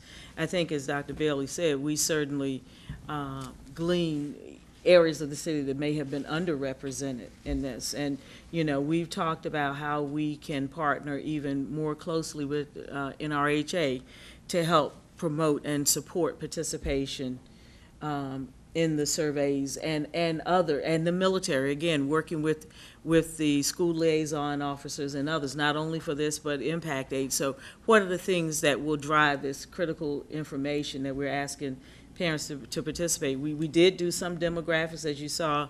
We were able to see that 23% of the respondents had military connections. So that was critically important. And then there was another, I think 32% of respondents were NPS alumni. And so we're trying to capture some of who they are, where they are. You know, one of the questions that I've often thought about is, how long has your child been with Norfolk Public Schools? Can we see, is this a long-term parent, or is this a more recent parent? You know, how are we capturing those folks into the district? But we would certainly look at some demographic opportunities. But I think the true richness for me in this is beyond race, but who are the parents and what has their experience been for the schools, and how do we see that, such as military, such as alumni, such as new parents new to Norfolk Public Schools versus parents that have been here for any number of years. Yeah. And if I may, sorry, go ahead. I appreciate that. I respectfully disagree, but I appreciate that feedback, because I feel that in not to make that be the focus area, but I do think that as a district that's moving towards greater equity in our schools, I think it's just as important as collecting information about whether a parent or family is military or whether they're not. Because, we could ask the same question about why collect military information if, I think, for me, I think it's important. I think demographic information is collected on just about any survey, any form. I've filled out, we've filled out tons as children in our school. I mean, it's pretty common practice. So I would like to see that, and we can have further discussion about that. Well, I think Ms. Doyle also wanted to weigh in on that. Yeah, if I could, where I work, we take an employee engagement survey every year, and one of the biggest concerns the employees have is the sense of confidentiality. That is their number one concern. So I think for us to do light demo is appropriate so that we can start building the confidence in the confidentiality and the third-party nature of it. And I think over time, we will see more participation in the survey as they realize that these results are valid and that we're not digging into the who is necessarily providing the result. So I think over time, we'll get more participation that will be representative of, frankly, the demo of the parents and the students and the teachers that we already know. Right. So I think this is a building opportunity, and I think the light demo that we have is good for now, but we have to ensure that people are filling this out and they have the confidence that there's confidentiality and impartiality in what they're sharing with us. And I I think, agree, too, yeah. the piece on why military, why not, often we hear new businesses are coming to town, militaries, and they're saying, oh, no, you shouldn't choose Norfolk Public Schools. Well, yeah, we need to talk about and show we have folks that are identifying themselves in those groups. And yes, they are choosing Norfolk Public Schools because that's going to be one of the ways we're going to begin to dispel that myth that certain folks are not choosing our schools and are not satisfied with our schools. Yeah, so we'll have to look at expanding our demographic, because we could also be collecting information on private school families that are choosing to. Well, that's why I come say in, yeah, parents who yeah. are new to Norfolk Who are new Public to Schools Norfolk, right. versus parents that have been here for a number of years. So how long have you had children in the school? It could be a pre-K or kindergarten person, 1 or 2 years. Child in 6th grade could be 7 or 8 years. And so we can get a feel for Right. how long they've been a part of the NPS family. Yeah, and so I had a couple All right, more. before you, I think Yvonne also had something on Well, that I was topic. just really going on, and I know we're back and forth with this, because I think that if we miss a certain sampling of a population, sometimes to me, it skews the validity of the survey, and then there may be a piece that we can certainly improve on that we're missing out because, and I understand that we, in terms of the privacy and that kind of thing, but like you said, that's an area that maybe we really do need to look into so that we can really say that we've gotten a good sampling from everywhere, and that really boosts up our validity in the results. So my note that I wrote, and not on the staff side, but on the parent response side, is maybe we could just do a map. I mean, we know where the students live, I think. Do we geocode? We got some geocode data. So if nothing else, we can place on a map where the respondents are and just kind of look at it from a geographical standpoint. We don't have that? No, because the parent responses are anonymous, so we have no way of linking any parent responses. But you have school-based data? School-based. Okay, yeah. so if nothing else, we can map by school districts, correct? Right. So we can place on a map school boundaries and who responded, and we could see that Right. geographically. I didn't understand. Right. So, and I think it helps to have the third-party vendor conduct the survey as well, because we know confidentiality concerns has been a concern over the years as well.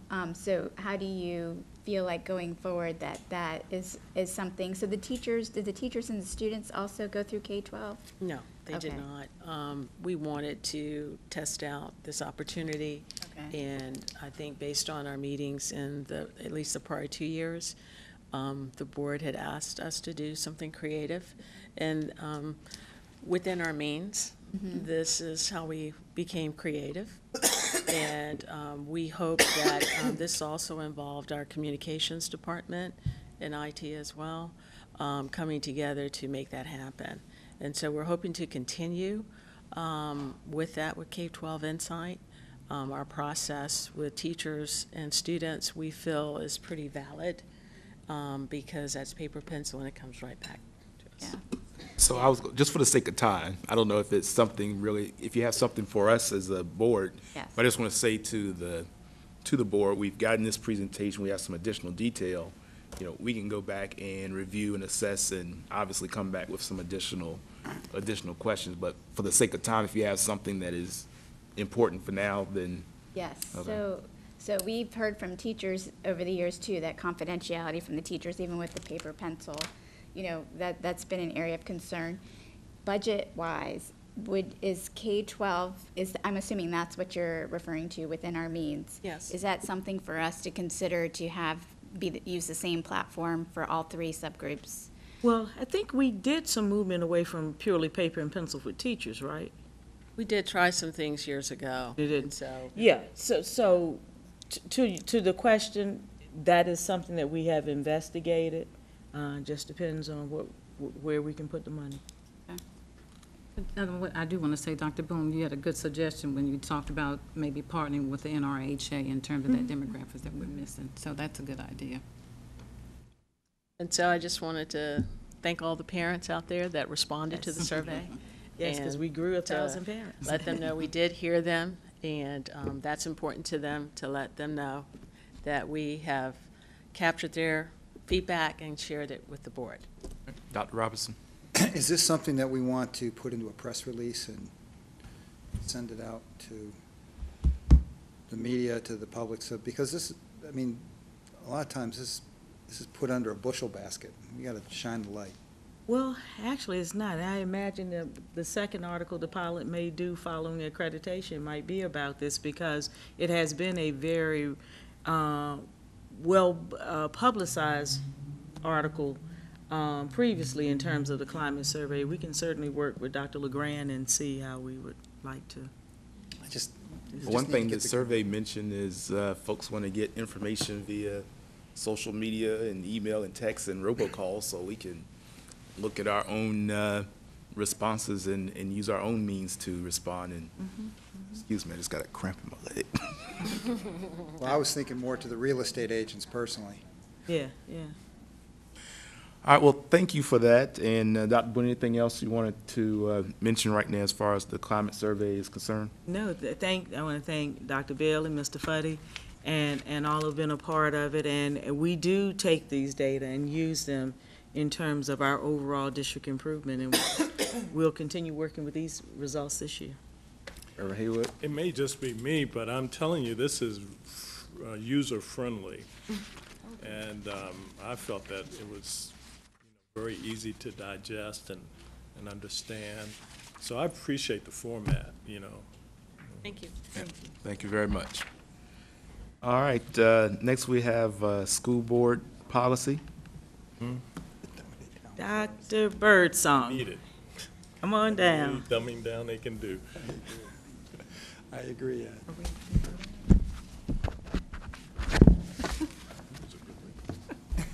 Dr. Birdsong, as you come forward, several board members have asked about the suicide prevention policy, so I was just noting that that item was pulled for further review by the committee, and so we'll look forward to it coming back at a later date.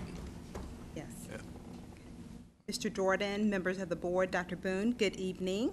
As you are aware, the school board adopted a family engagement policy on the 15th of February of this calendar year. When discussions were being held regarding this policy, a concern was expressed from the board regarding specific expectations had not been outlined in the policy, and therefore the board asked that the policy review committee as well as the administration go back and conduct some research. We did so, and based upon our research, we have provided to you a school parent compact on board docs for your review. This compact was modeled after a template that we were able to find with the Virginia Department of Education. So at this time, we will ask that you review the school parent compact. We are here to answer any questions that you may have about our discussion, and we're looking forward to the conversation. Any additional comments from the committee members as far as this work?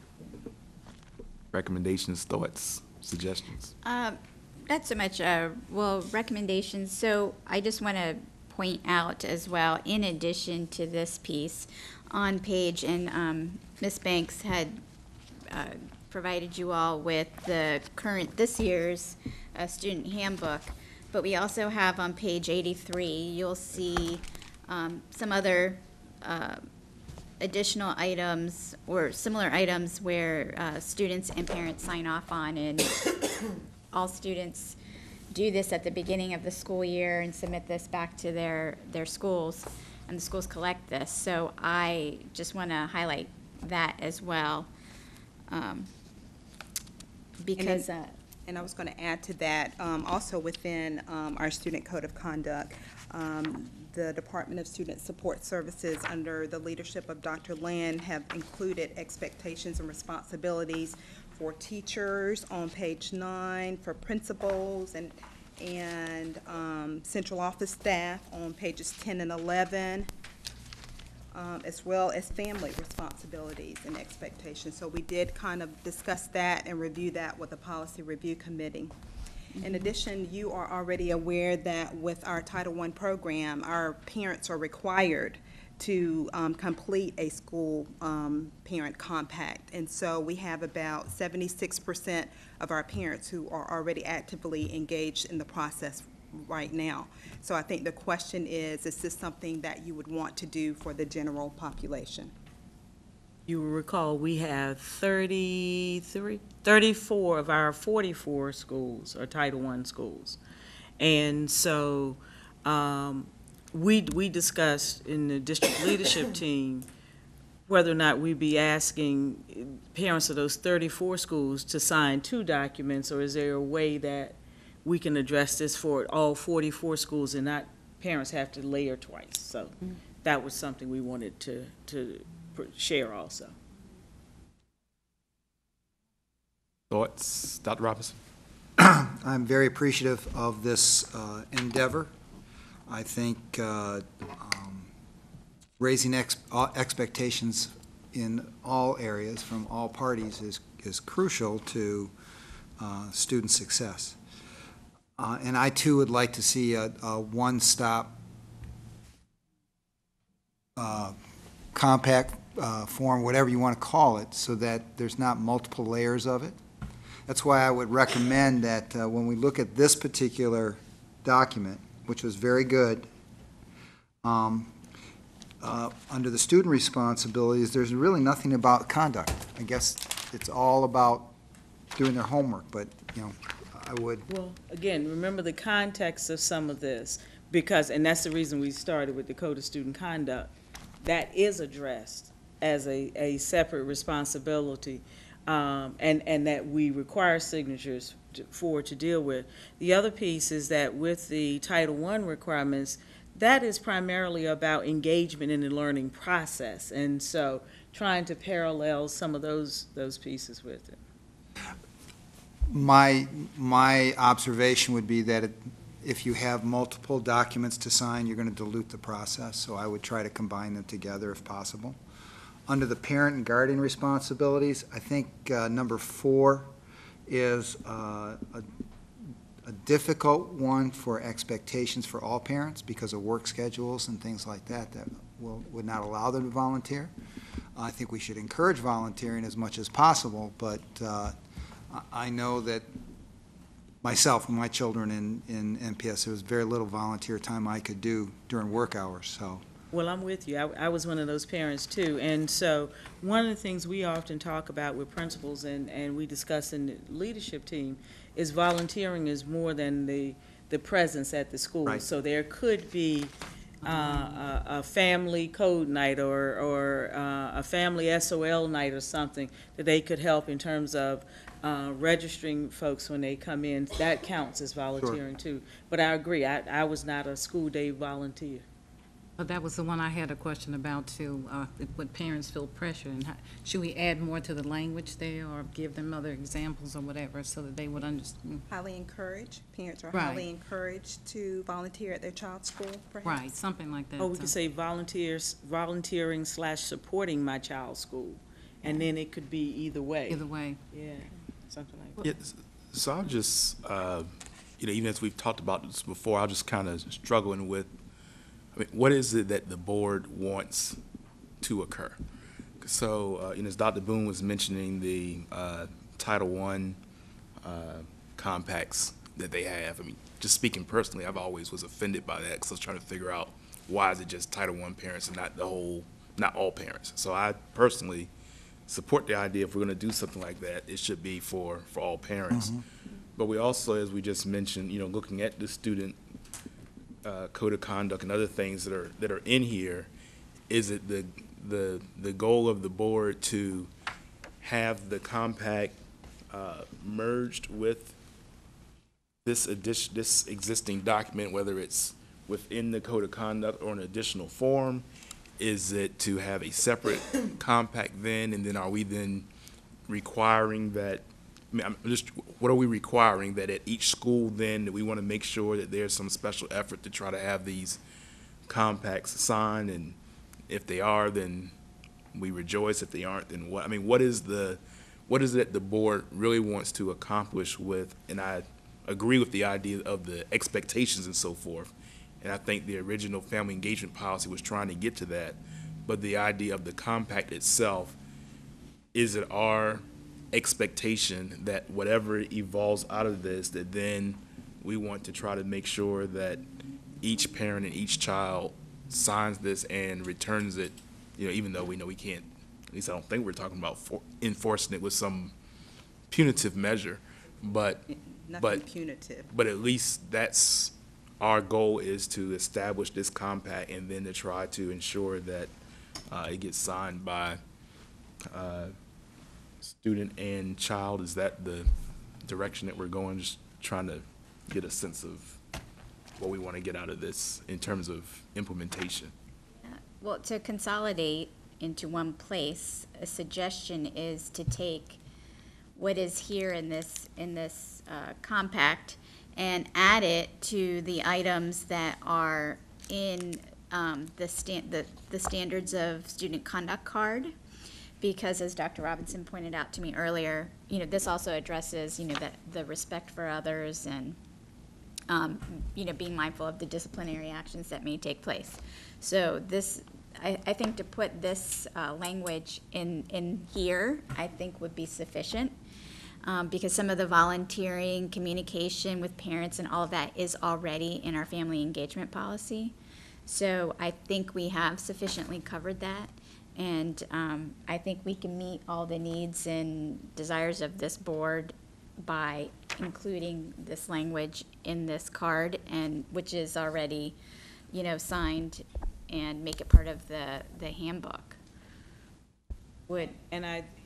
The one thing about signing a card, the way it's designed, it comes back, and so you don't have the information there. But even on page 12 of the handbook, families' responsibilities and expectations is listed. So even if they sign and send back a card that includes that information, it still is in the handbook for them to reference. So it begs the question, how many people read that? Read which, the book or the card? The book. My envisioning this would be, make it ceremonial, make it the first week of school, that the teacher. Oh, But sorry. finish. Yes, Okay. sorry. Go ahead, no, The finish. teachers sit down and make a big deal of this is a compact that the students are agreeing to, and this is what the school is agreeing to, the school division's agreeing to provide. And then we want your parents to read it and sign it too. So you see it as a separate form or item that would be addressed in that fashion? where I'd like to see it would be at the parent-teacher conference, but then you'd get such a small percentage of people. But if we can make more of a big deal of hey, you're putting your name to this and you're agreeing to what we expect from you, then we can go back and say, hey, listen, you did agree to that. And then that gives us additional leverage in trying to minimize and not accelerate these confrontations that we have. That's the way I envision it. And this all started from an article I read years ago about Derek Jeter and his parents. And they were both educators. He was growing up in Kalamazoo, Michigan. His parents would sit down with he and his sister, and they would sign a contract every year outlining what was expected and what the ramifications were if they followed it and if they didn't. And he cited that in this interview as one of the reasons why he excelled at school. And I know we can't do that system-wide the same way, but I'd like to see us move in that direction. Again, we're in the policy. Like I said, when I read it, it was all the things that the school division was aspiring to provide. I just wanted to make sure that on the other side, that the families and the students were expected to ante up and have some skin in the game too. Thoughts, Ms. Basine? First, my apologies for interrupting you. I know that some schools do that the first week of school. They do make a big deal about it, and some have contests about getting it back in by that Friday. And they review in the classroom with the student, what's all in the content of what's in here, just to be sure that they understand what the rules and expectations are. For the most part, I don't know that every school does that, but I know several do. But I think the question here is, do we want to have a policy specific around the compact is number one. Number two is, how do we satisfy the information that's in here without making a policy? Like, are we going to agree to putting, this language in the card, even though it is in the handbook? Well, to the first question, I thought this was an outgrowth of the family engagement policy. So the policy exists. It doesn't need a separate policy. Exactly, right. So it almost becomes like the regulation, if you will. This is the accompanying piece that says, okay, with that section of the family engagement policy, we're asking parents to look at a compact along with their child and with the principal, and to commit to a set of standards that the school board feel very important for student success in our schools. And so then it just becomes, how do we disseminate it, and I was looking for there's Dr. Harold Lance, because I know there's some requirement for that code of student conduct. Are we required to have those cards signed, or is that a district policy?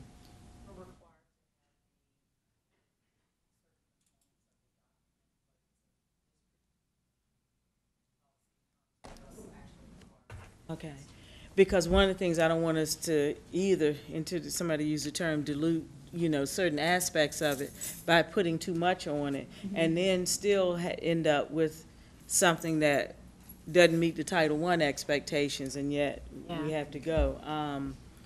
So that's kind of what I'm struggling with. I appreciate what's in the student handbook. Like I said, that whole section, I think from pages 9 through 12 or 7 through 12, really addresses this. This is that one page, and perhaps we start with a preface statement at the top of this. In student handbook, there's a section that talks about roles and responsibilities. We're asking you again to review this document or something and say you partner with the district around these. Let it be signed. I think that will meet your requirement for Title I, right?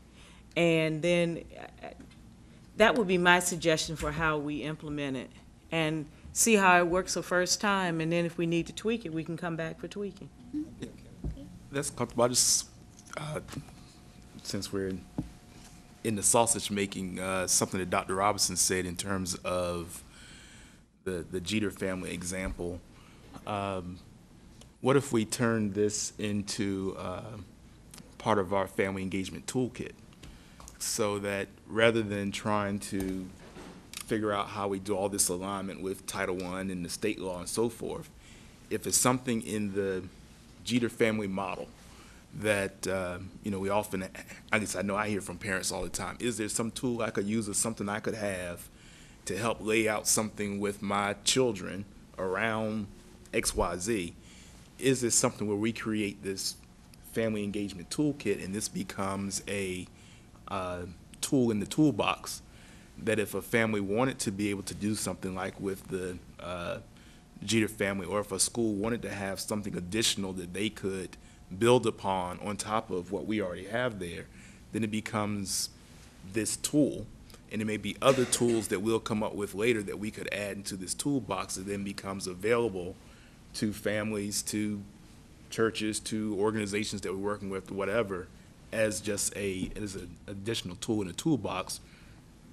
It just kind of makes me, I worry if we get too much into the government stuff, trying to worry about are we checking off all these government boxes versus what I hear you really saying, Dr. Robinson, is these are the expectations that we have. Here's some ways of us getting there. We want to see some feedback and engagement in our division that this is happening.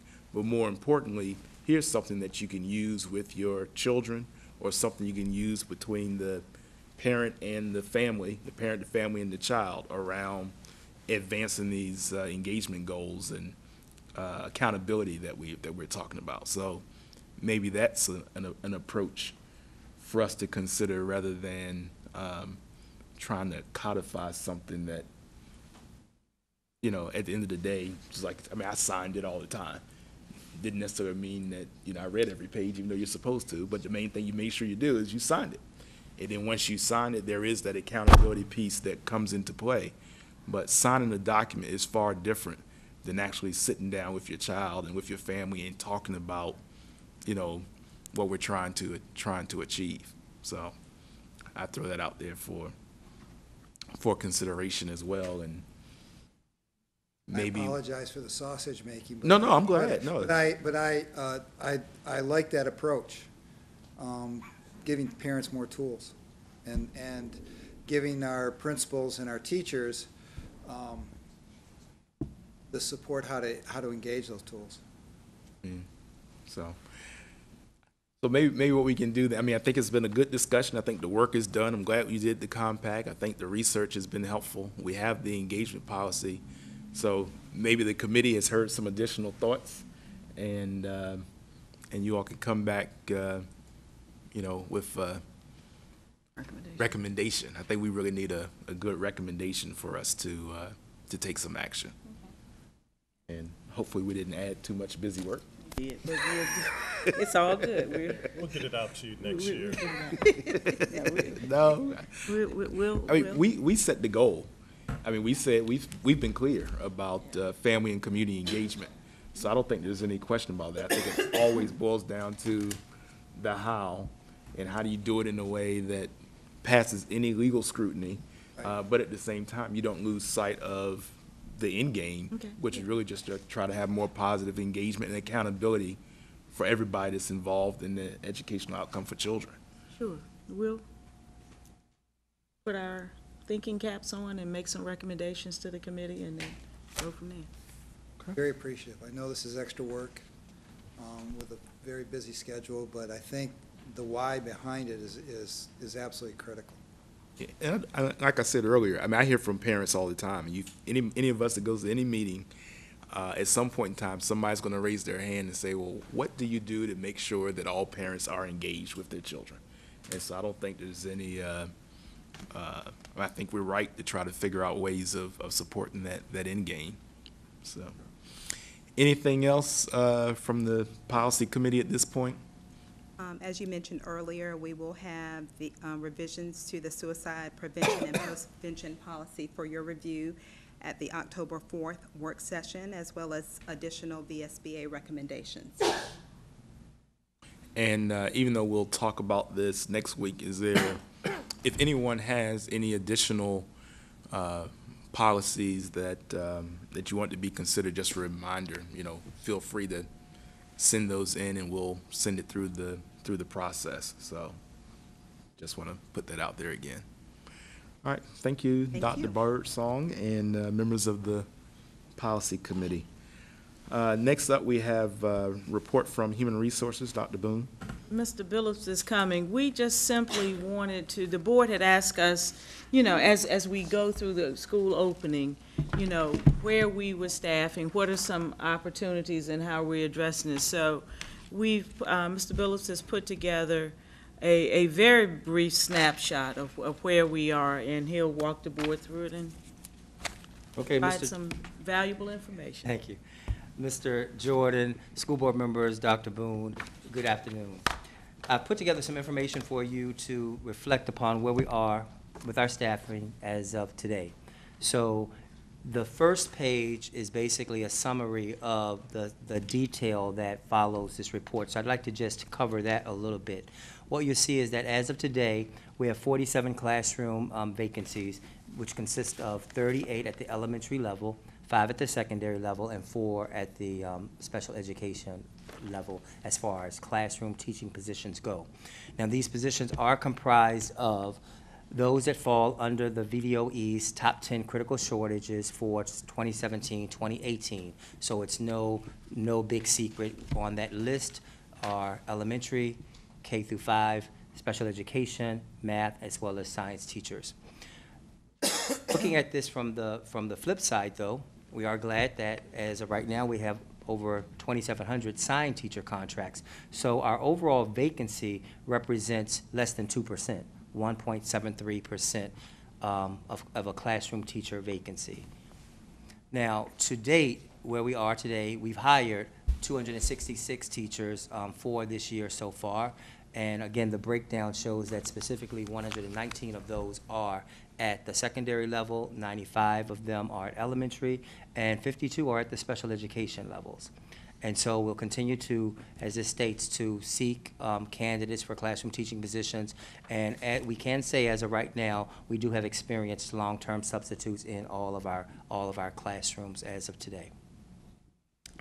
I want to spotlight some of the recruitment efforts and events that are coming up that I put together in order to help move us forward in trying to be more proactive with filling vacancies. Because as you know, it's no secret that nationally, statewide, as well as regionally, there is a huge teacher shortage. And so there are things that we're going to have to do more and better in order to be the first out there. So we have to get speedier in some of the things that we do and more proactive.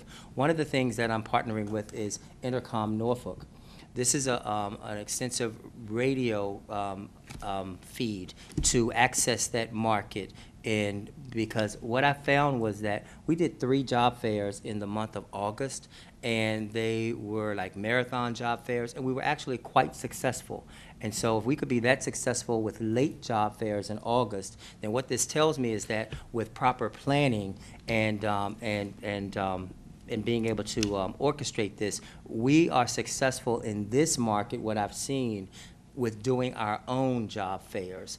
That surprised me a little bit. Of course, we'll continue to go to all the universities and all of that, but this market, when we put our own job fairs together, we've been quite successful. So I want to start with this radio piece because we did the radio advertising over in August for our event, and it proved to be quite successful for us. So I want to work with this organization here after I've researched them to give us some more national exposure, because what this is also going to do, it's a huge radio market, and it's concentrated here in Norfolk. It's nationwide, but then this organization is also trying to bridge a better relationship within the Norfolk market. So I'm going to take advantage of that, and because it's well worth the cost that it's costing us to do this, because it also is going to speak very well to the millennial market who want to do things much quicker. It's basically a virtual job fair, and they're going to be able to hear it. They can do stuff on their phones with it and all that. So I'm excited about looking at this opportunity and seeing what we can get from that. The next thing, we're in the process of planning on November the 4th internal job fair, and we're doing it early. We're starting early because this is going to help us capture the December graduates statewide. So we will be, again, doing our radio advertising, connecting with all of the universities for those graduates who will be graduating in December and hopefully returning to the area or interested in coming here to begin their teaching career. And then also, one of our human resources organizations has a job fair on November the 6th, so we will also be in attendance there.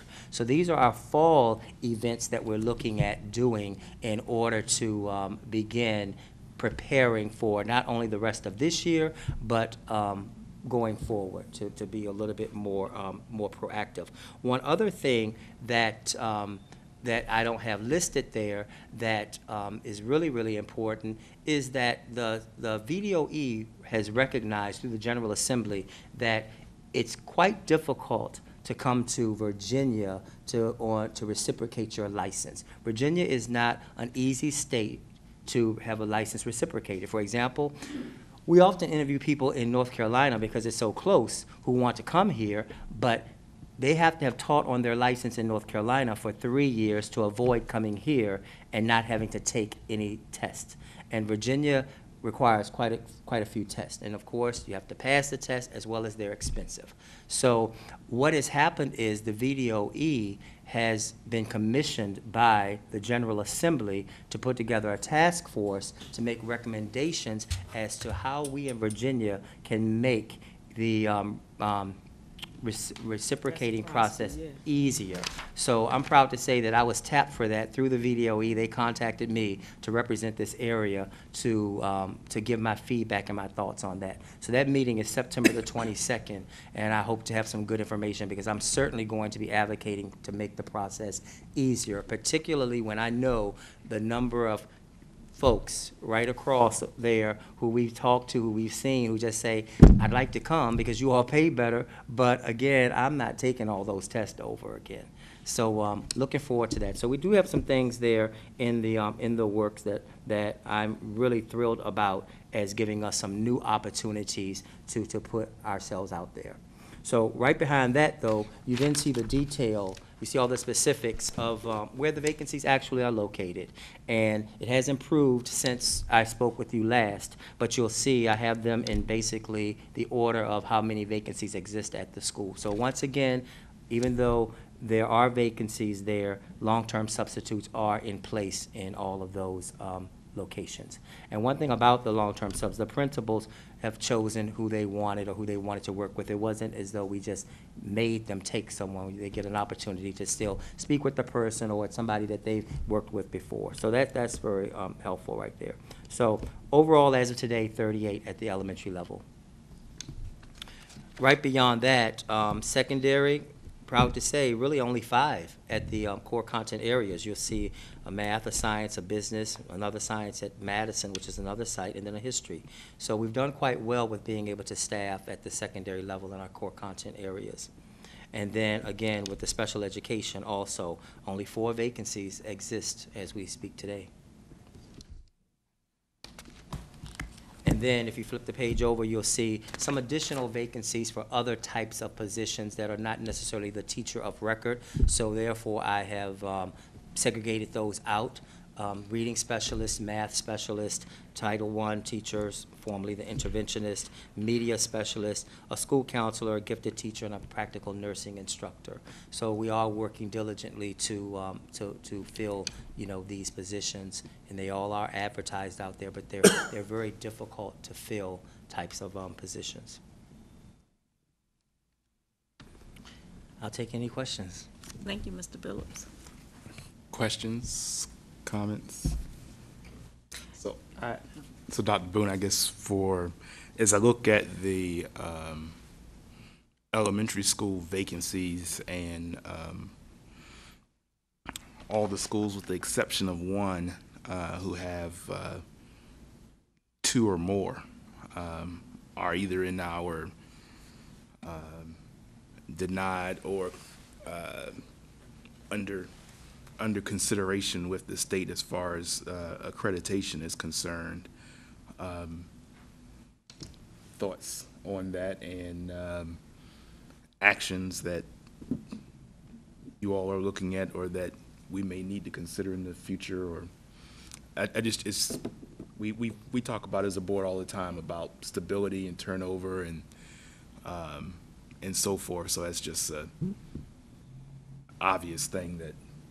As we've talked with the board before, we're going to spend some time evaluating whether or not we would want to offer incentives for teachers in hard-to-staff schools, or, I don't like that term, hard-to-staff, but schools that have greater demands on them because they're considered challenged schools.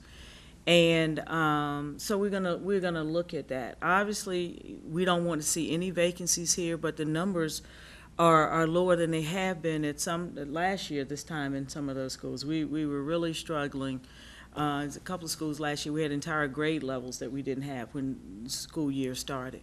And so even you look at Southside STEM Academy, only 3 vacancies, and that with the addition of the 7th grade.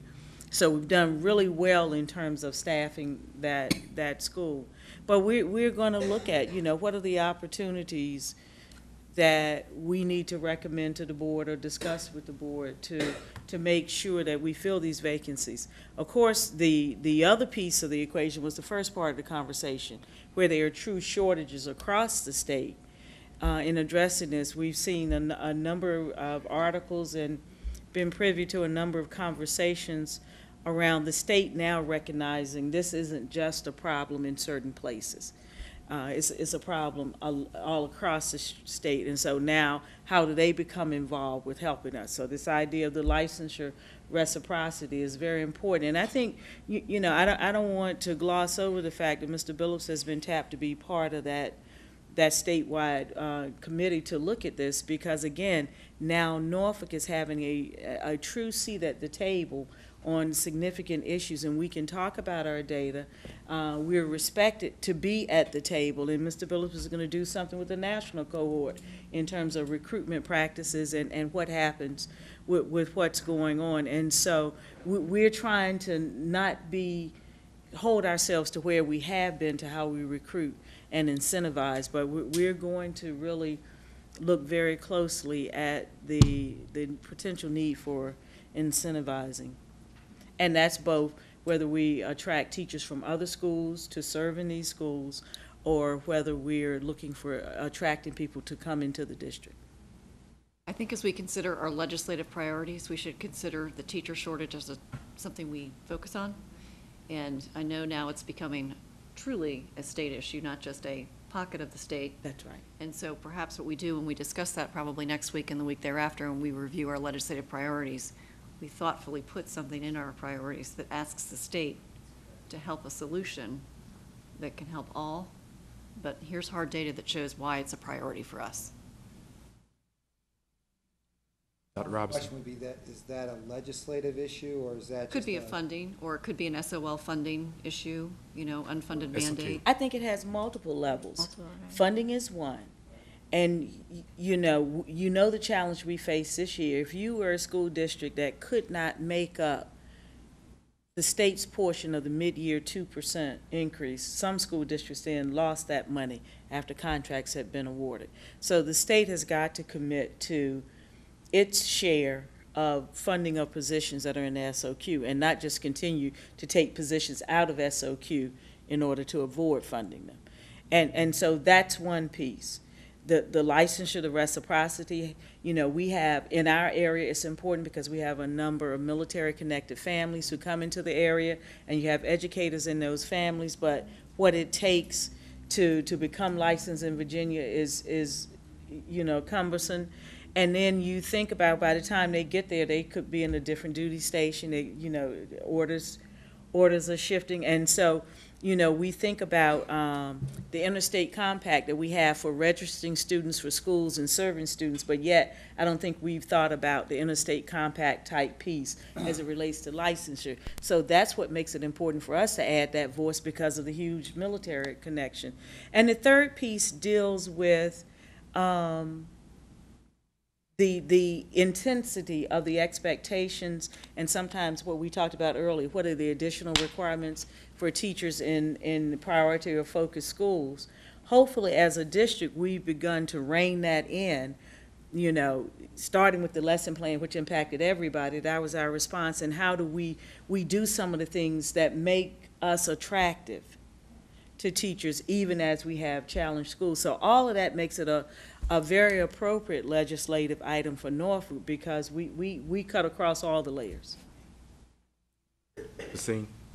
Well, Mr. Bellows, I'm excited to hear that you're part of this task force, because that was one of my questions about alternative pathways to licensure and what we can, or maybe even advocate through legislation. So I'm excited that you're part of that. But I have a couple other questions. One is, so you've talked about the radio station promotions and different methods that you're using to attract people to fairs and to the jobs in Norfolk. What do we know about the effectiveness of that? And what do we know about the retention of the teachers that come in that way? Do you feel like that, I mean, it's one thing to get them there, then how do we keep them where we are outside of, working conditions and all what we already know? For instance, like, have we thought about, having teaching demonstrations, like having teachers come in and demonstrate their ability to connect with students in a particular school and work with other teachers? Because I think some districts, through my own professional development, have been trying to read about, what districts are doing to attract and retain teachers. And I wonder if any thought has been given to that. Yeah, a couple of things on that point. A lot of the research with recruitment of educators will show that many leave places, school districts, and not just would be Norfolk, because of not feeling valued or supported.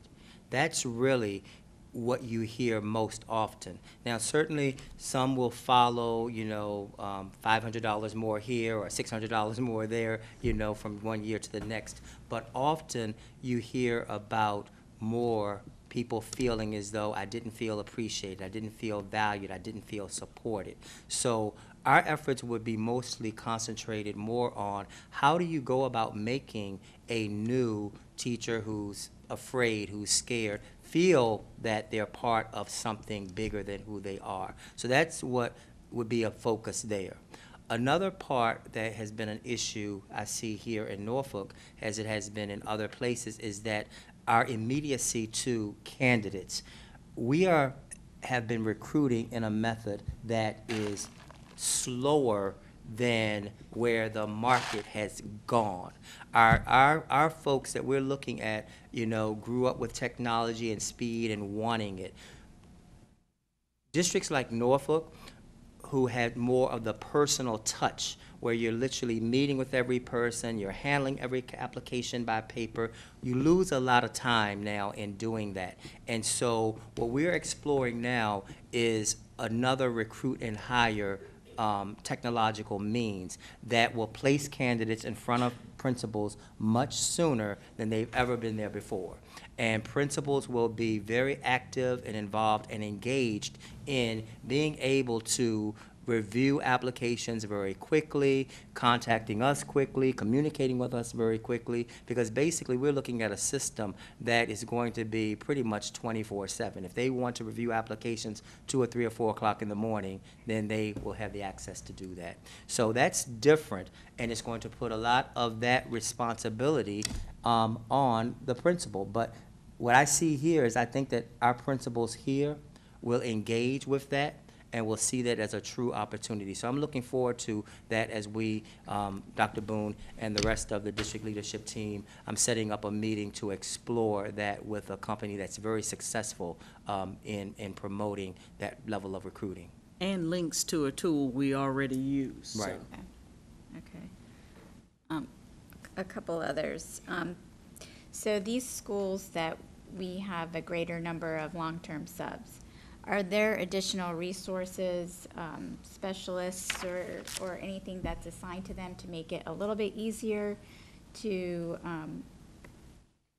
I believe that there are, because I know that the folks in academic and instruction had asked us for all of the long-term subs so that they could laser in on them and know where they were located and be able to provide some different type of assistance for them. Yeah, Dr. Rogers and his team, the executive directors, have been very intentional of working closely with the long-term subs to make sure they have access to the professional development and the supports that they need for success while they're in those positions. So we're bringing them into the fold. great. Okay, and last, you mentioned vacancies in core areas. What about our non-core, like languages and, some of the elective core classes? Are we finding that there are vacancies in? Well, this is it. This, this when is you it. see that, Oh, if okay. Everything, when you see This the is other. everything, okay. they say other. If it's not listed here, Okay, then that's- we're not not holding aware any of it. back. And Okay, so, I just wanted and to so be if a sure. school is not listed here, that means that as of today, they're fully staffed. Okay, Now, got it. understand one thing, if somebody may have had an eagle eye and see where there may have been a little bit of movement here, there, because some of these folks have gotten other jobs, but within the district. They may have been promoted to an ITRT or something like that, and then that caused a movement. But again, we're trying to work very closely with the executive directors in the schools to make sure that movements are not jagged and folks are just pulled out of their schools without having a backfill or something. Okay, great, thank you. All right, anything else on this topic for now? Of course, we will have our regular meeting next week, and we know we'll get additional data as hirings and activities take place. Yep. So, thank you, Mr. Billups. Certainly. Next, we have update from Interagency Collaboration and Wraparound Services. Dr. Birdsong, one of the reports as she comes forward, one of the areas that the board wanted to know more about what we were doing and how we're doing, as we have spent most of last year beginning to develop our framework for thinking about wraparound services and delivery of wraparound services. So today, Dr. Birdsong, and I see Ms. Smith is here, we'll walk you through what's happening in interagency collaboration and wraparound. Mr. Jordan, members of the board, Dr. Boone, good evening again. This evening, Renee Smith and I will provide you a crash course in Interagency Collaboration and Wraparound Services 101. But before we get started, this evening we have an activity and we would appreciate your active participation. This is something a little different for the school board. Yes, ma'am. I Yes, see ma'am. lots of smiles and glares at me. So we are hoping that you will participate in this activity, and I have instructions for you. So if you look on slide 2, you have instructions for this activity. Each of you were given a picture by our lovely assistant, Ms. Smith here. And your task this afternoon or this evening is to connect with the person around the table whose picture is most strongly aligned with your picture, most strongly aligned or connected to your picture. So once you've identified your partner, we have an even number of people around the table. That's why we asked Dr. Rogers to join us this afternoon. So thank you, Dr. Rogers. Once you've identified your picture partner, I need you to discuss the relationship that exists between the two pictures. So be prepared to share your thoughts, and because of time, we'll cut the activity down to 2 minutes. All So right. you're really going to have to be strategic in how you find your partner.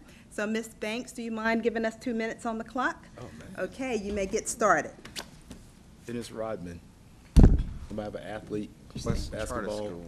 Charter school. Kardashians. Food Yeah. He is and the, Secretary of vegetables. Education. Oh, Kim Jong-un, that's the And- connection. Big disappointment. That's right. Okay. Fruit and vegetables. Wellness. Wellness. Ed, your socials? And Yeah, a social proponent of media. charter schools. Brad, what do And you? has ruined Michelle Obama, we go Detroit. together. Oh, fresh fruit. So we know that. Because of that.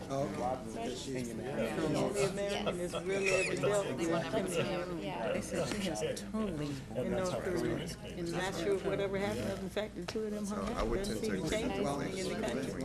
Because Ross was supposed to be working, bringing more athletics to the country. That's what they wanted. He has made major money Kill too, but I've never used it. So. as a result of. Okay. Okay, cool.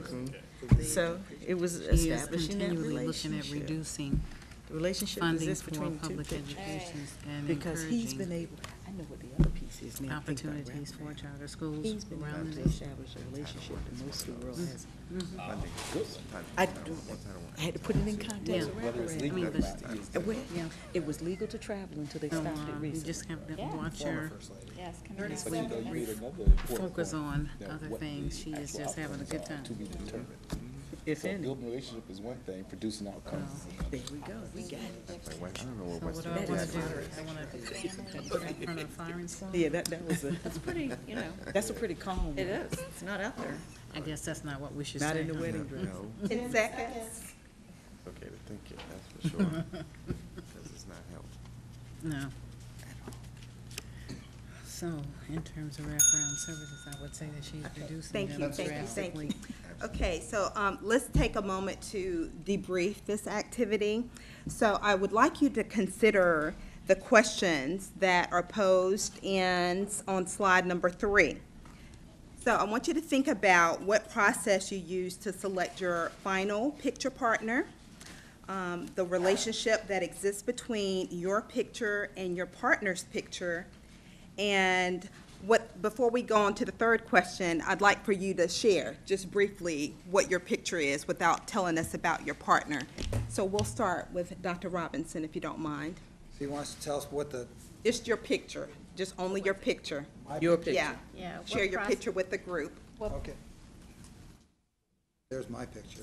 Who is that? Michelle Can't see. Michelle Obama. Obama, former Okay. First Lady. All right. Thank you. That's all.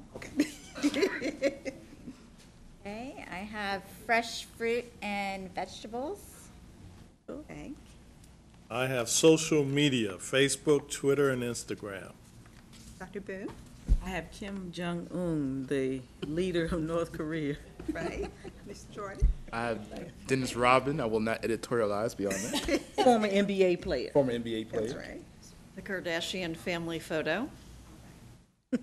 National disaster, Beverly DeVoe. And I thought I couldn't stop So laughing. you have FEMA. The trend going, that's a good action. At Western Academy Charter School. Okay, okay. So thank you for sharing your picture. So take a look at that third question on slide number 3. All right, so you each, I saw some people getting actively engaged. I saw Reverend Haywood was standing up. Mrs. Doyle got up out of her chair to kind of, make sure she was connected with the right person. I want you to think about the process that you utilized to connect with that, what you thought was the right person, your most strongest connection, your most strongest relationship. And so based on that, I also want you to think about all of the pictures around the room at this point. So reflect upon if you think that you were able to make the connection with the person that you should have made that connection with based on your picture. Like Dr. Robinson, I know you connected with Mrs. Basine. After seeing all the other pictures in the room, are you still certain that she has the strongest relationship with your picture? Yes. So tell us about your relationship and why you think so, if you Well, don't mind sharing. When Mrs. Obama was First Lady, her emphasis as First Lady was encouraging people to eat healthy, grow your own vegetables, try to eliminate food deserts, have people access to healthy food. And that was one of her driving forces as First Lady. Okay. Mrs. Basine, do you agree with Dr. Robinson after you have knowledge of the other pictures in the room? I agree. I agree. Okay. Reverend Haywood? I connected with Miss Doyle we have this, interpersonal type of thing going, and she just knew that I had her picture, and she looked, and because she knows all about the Kardashians, Oh, you yeah. a fan of them? I don't know. Well, at any rate, she knew that social media and the Kardashians go together, and so it's an instant match. Okay. Thank you for sharing. Dr. Boone? With my photo, I couldn't imagine any connection. And so that's why it took me a minute, and it was, I think Mr. Jordan actually realized, he said, oh, wait a minute, based on his picture, that's the connection. So it took me a minute because, again, I couldn't imagine with the pictures I was seeing around. Who you would have the strongest connection with. Right. What about you, Mr. Jordan? Well, likewise, I had Dennis Rodman, so when I saw the Kardashians and I saw social media, that was my initial connection, because I think of him in that realm. But because I like current events and news, I knew about Dennis Rodman and his involvement in North Korea, and that's when we made that connection. Okay. Thank you for sharing. Mrs. Doyle? And the Kardashians use social media to articulate their lifestyle in many ways. So it was not hard to put together the fact that this family uses those channels so that everybody in the world knows who they are and what they do when they do it. So do you still believe you have the strongest connection with Reverend Haywood's picture? Yes. All right, great. All right. You want to share? Well, I looked at his picture and I saw charter school. And I looked at her and I said, oh, bankrupt any public school she could and give it all to charter school, and she made millions off the charter school. So it just was the perfect fit for this wonderful lady. Okay. Thank you, Ms. Wagner. And Dr. Rogers, do you agree? Absolutely, agree. All right, so you did a good job. I think, Ms. Smith, I said, hey, you should have shuffled up those cards a little more because people actually didn't have to get up as much as we thought that you would have to do with this activity. So think about the last part of the third question. Think about the setting and some of the barriers that you may have encountered with effective collaboration. What were some of the barriers that you initially encountered with doing this activity? Remember, I gave you 2 minutes, and I saw Dr. Robinson, he looked at me like, are you kidding me? We only have 2 minutes. So what were some of the barriers for getting this done, making a decision, connecting with the right person, the right resource? What were the barriers you didn't encountered? know what anyone else had, and so first you had to gain meaning for your picture, and then you had to figure out what everyone else had, and then try to make connections to that. All within 2 minutes, 2 right? minutes, that's right. What were some of the other barriers? It could have been time constraints. Time constraints, because you had 2 minutes to make those connections really quickly. So we did this activity with principals this summer during the operations professional development sessions, and we gave them a longer amount of time to complete the activity, and certainly there were many more principals and assistant principals in the room, so it was just interesting to see them in a classroom trying to find their picture partner. So what we were trying to demonstrate was some of the barriers that they encounter on a daily basis with connecting with the right resources and connecting with the right people. Some of the barriers that we discussed included time constraints, as Ms. Wagner pointed out, not having access to those who need to be a part of the collaborative effort. Sometimes principals are in their buildings, they're so busy, they have so much to do, they may not have time to reach out to a community partner or someone in central office or someone in the community. So we talked about that. And as you know, sometimes we are just kind of stuck in our ways of doing things. Sometimes we think I've got this mastered, I don't need to think outside of the box, really don't want to change. So sometimes we just won't think outside of the box. Or if you look at the last one, we had a very, very deep conversation about this, not having a genuine interest or desire to address the root causes of issues. It's not that principals, assistant principals, staff, central office, it's not that we're not compassionate about the needs of students. Sometimes the needs can be so overwhelming that we don't always think that we can really make a difference. It kind of goes back to that self-efficacy piece that Reverend Haywood asked about. You may have a child that has gone through many traumatic events. You know what's going on in the child's life, the child approaches you, but sometimes you may not even want to address it because you just don't feel like you have the means to make a difference with the child, or you can do anything about the situation. So with that said, that's one of the primary roles of our department. So the Department of Interagency Collaboration and Wraparound Services, we work with schools to eliminate barriers to effective collaboration with division-level departments, also with community agencies and families as it relates to the provision of wraparound services. So I have listed for you, and I won't read them all, the three of our primary goals that we have established for the department, and they include implementing an effective service delivery model of interagency collaboration and wraparound services based on best practices and research-based strategies, developing deep and meaningful working relationships between NPS families and community partners, resulting in effective wraparound services for our kids, and then the effective integration of this department as an integral component of the school division's operations. We are a new department. People are learning about what we do, and we want to do so. We want to integrate effectively and have the principals see us as a true resource.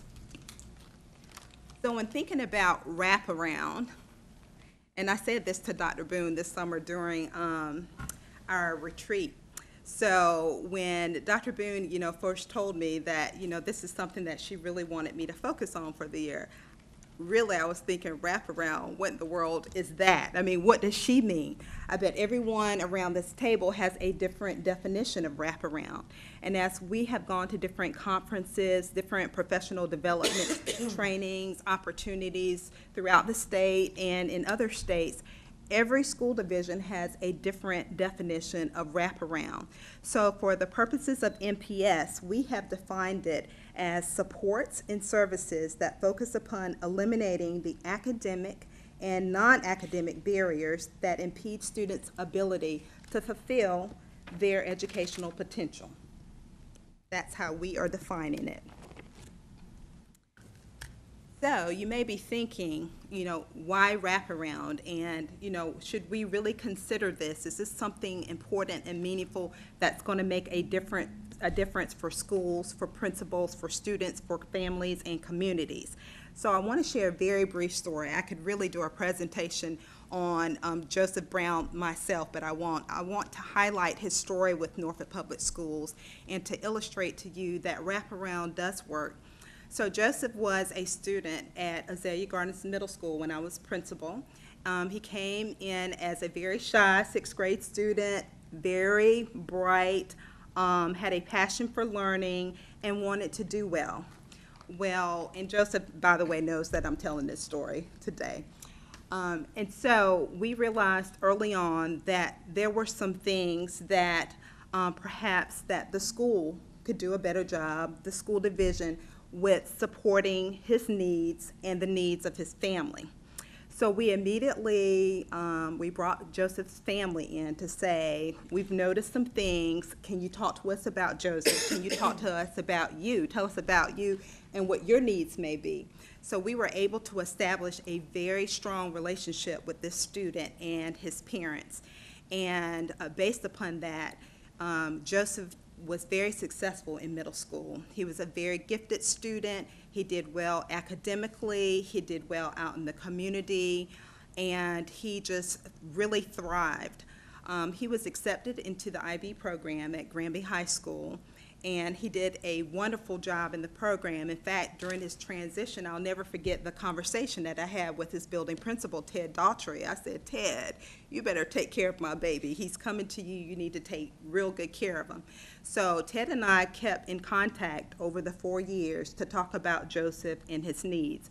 And he was able to continue with some of the services that were put in place to support to support Joseph. We assigned him a mentor early on in the 6th grade. It was our lead security officer, Leo Marshall, who was a former Marine and was gung-ho about everything. So Mr. Marshall would check in with us daily. We knew daily what was going on with Joseph. So when we talk about mentoring really does make a difference. So Joseph transitioned to Granby High School, their IB program, did exceptionally well, graduated from the school, and was able to successfully secure a scholarship at Old Dominion University. We were very happy about that.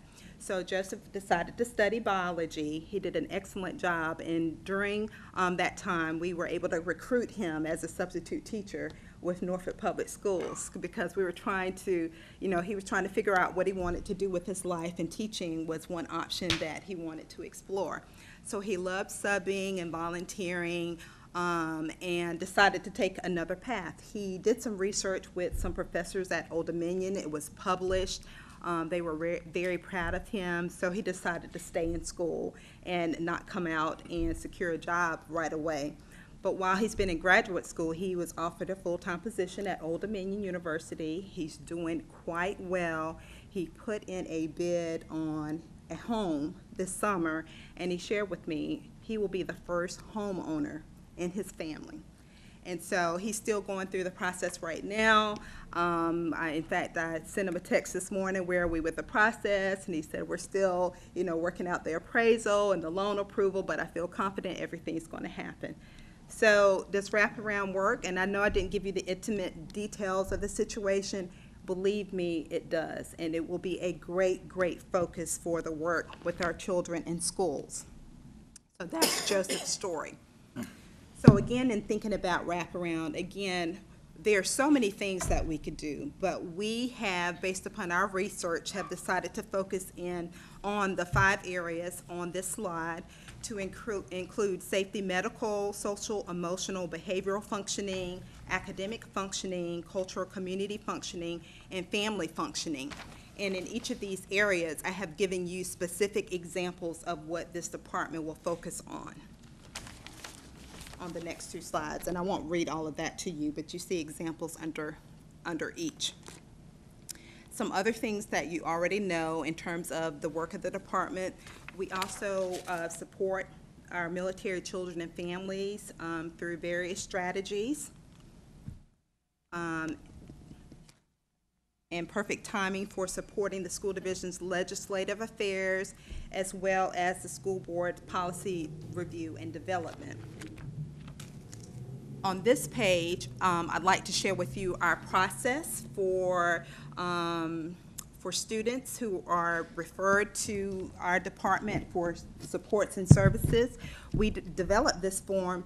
Number one, we wanted to make it very user-friendly for principals, because we know principals and assistant principals and teachers, they're busy people. So we wanted to make sure that the process was very simple and that we wouldn't discourage them from requesting services for a child.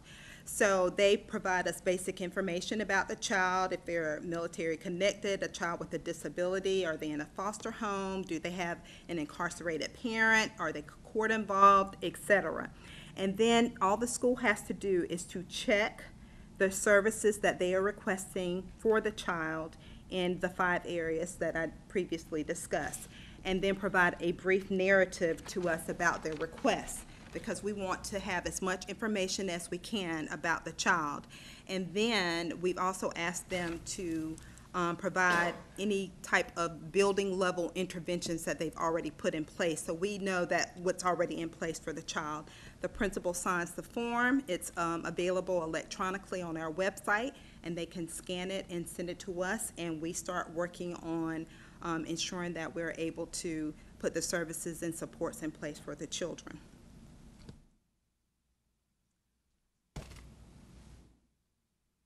So an area of great focus for us this school year is trauma-informed care, which falls within the area of social, emotional, and behavioral functioning.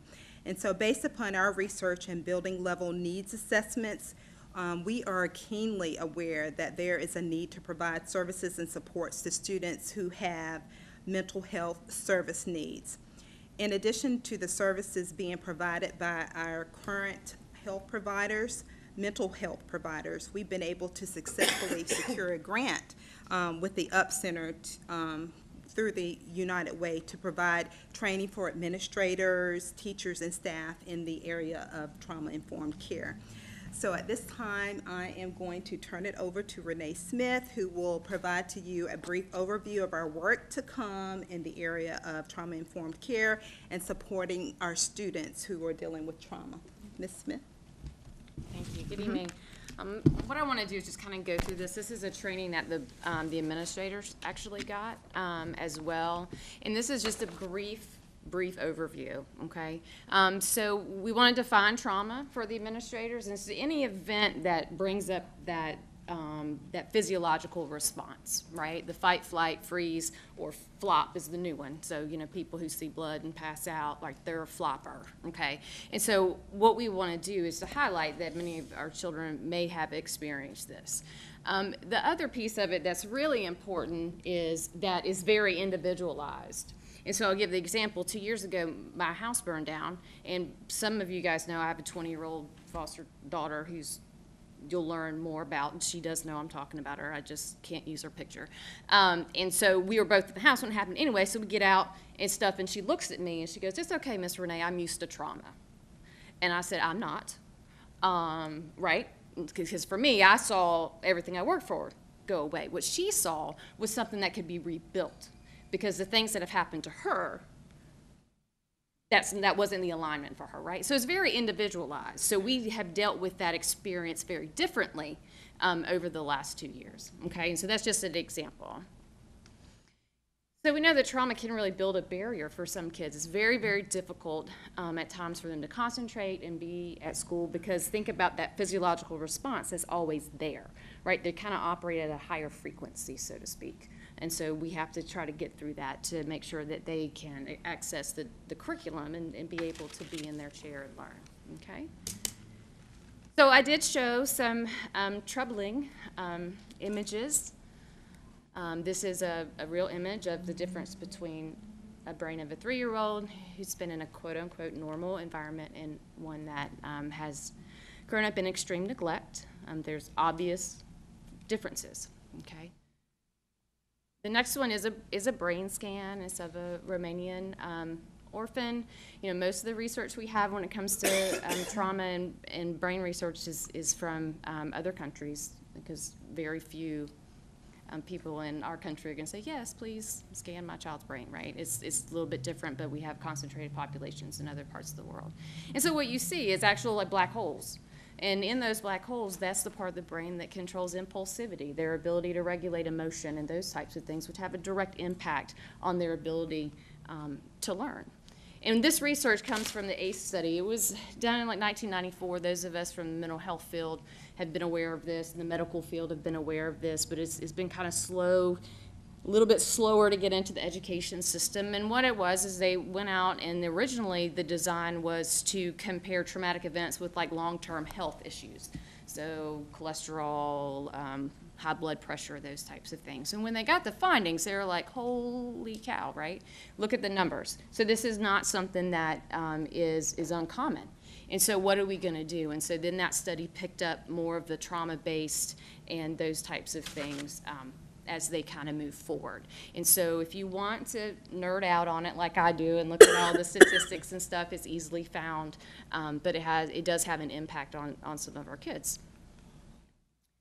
And they divided it up. This is how the ACE study defined certain things. So I want to be real clear. This is how they defined it. Okay, so because we had some principals kind of look and like, no, okay, this is how they defined it. It was a self-report by survey as well was the research study. And so it's just divided into 3 sections: abuse, neglect, household dysfunction. Looks at your physical, emotional, sexual abuse, neglect, physical and emotional, and so forth. And so a very raw way to do this is you simply count those up, okay? And so what I had the administrators do, just pass it through, is, you know, think of that kid, you know, the kid that you maybe, who took up a lot of your time, a lot of your teacher's time. You know, some of your teachers may have, you know, literally cried over the kid because they just don't, you know, there's so many needs with the child. And so I had them kind of go through and think about that child and kind of check off which ones of these the child has experienced. And I gave the example of my kid. She was physically abused in her biological home. She was physically neglected in her biological home, which is what took her out. Then she got to her adoptive family. She was sexually abused by her older brother. She was emotionally abused by being yelled at all the time, so forth and so on, okay? And so for my kid, alone has a score of 6, just in this, okay? Now, she's an extreme case. Okay, she is a little bit of an extreme case, but she is a Norfolk kid, and 3 of her siblings are still in school. Okay, so just to kind of give you an idea, and don't worry, I've got them, taking care of them. But then we talked about the increased risk that comes if the child is living in poverty or lower socioeconomic status. So then I asked them, I say, okay, so let's just check these off too with that same kid, just to see. And when I do this for my child, we're adding another 4. Okay, now this isn't the exact scientific way to do it, okay, but it does give an idea of what some of our kids and the impact that it can make, because we began to share some of the data, and I just chose this one at 4. If that's the score, then they are 4.7 times more likely to be at risk for using drugs, 7.4 times more likely to be an alcoholic. And then I brought it to them on a school level. So if a student has 3 or more, you know, the number, they're 21% more likely to repeat a grade. My child was a grade repeater. And then also if 4 plus, they are about an 18% more likely to attempt suicide, which my child has done numerous times. So, you know, it just kind of puts it in perspective to have a foundation for how it informs our practice. Right? We're not therapists. That's not what we're doing. That's not what we're asking the teachers to do, but to be aware that this could be something that all students are dealing with, because you saw the categories. They're few, you know, there's a lot of them that all children throughout the district may be dealing with. And just so how does that inform our practice, how we start conversations with children and with families and so forth.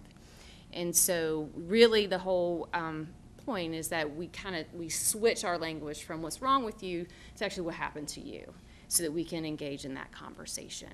So this is the training that that we have began with all of the administrators. I've already been in 2 schools, have another one planned to go in and just have these conversations with our teachers and with our staff. And let me add too on the ACEs piece before we close out. I was invited last year to the White House as part of a team from Virginia to deal with issues of trauma-informed issues in girls. And thinking about the work that we were beginning in wraparound and what do we know about the intervention, the system of supports that we put in place. And so we're actually working with the UP Center to initiate a training program, because it's not just about what do we do for the children. Going back to the earlier conversation with the principals, what are we doing for the adults in those settings to be able to better recognize? And earlier we were having a conversation about mindfulness and yoga, and so we've had some other conversations around what do you put in place. And so our goal is to equip our staff with awareness and ways of recognizing a child who may be experiencing trauma. And do recall, while we saw the slides about the impact on children and families of poverty, trauma comes in a lot of different ways. And we saw it particularly well during the recession, where you had stable homes that began to experience instability, a parent working conditions changing, loss of hours, being laid off from a job, which then impacts where they were living, both the stability either for mortgage or rent.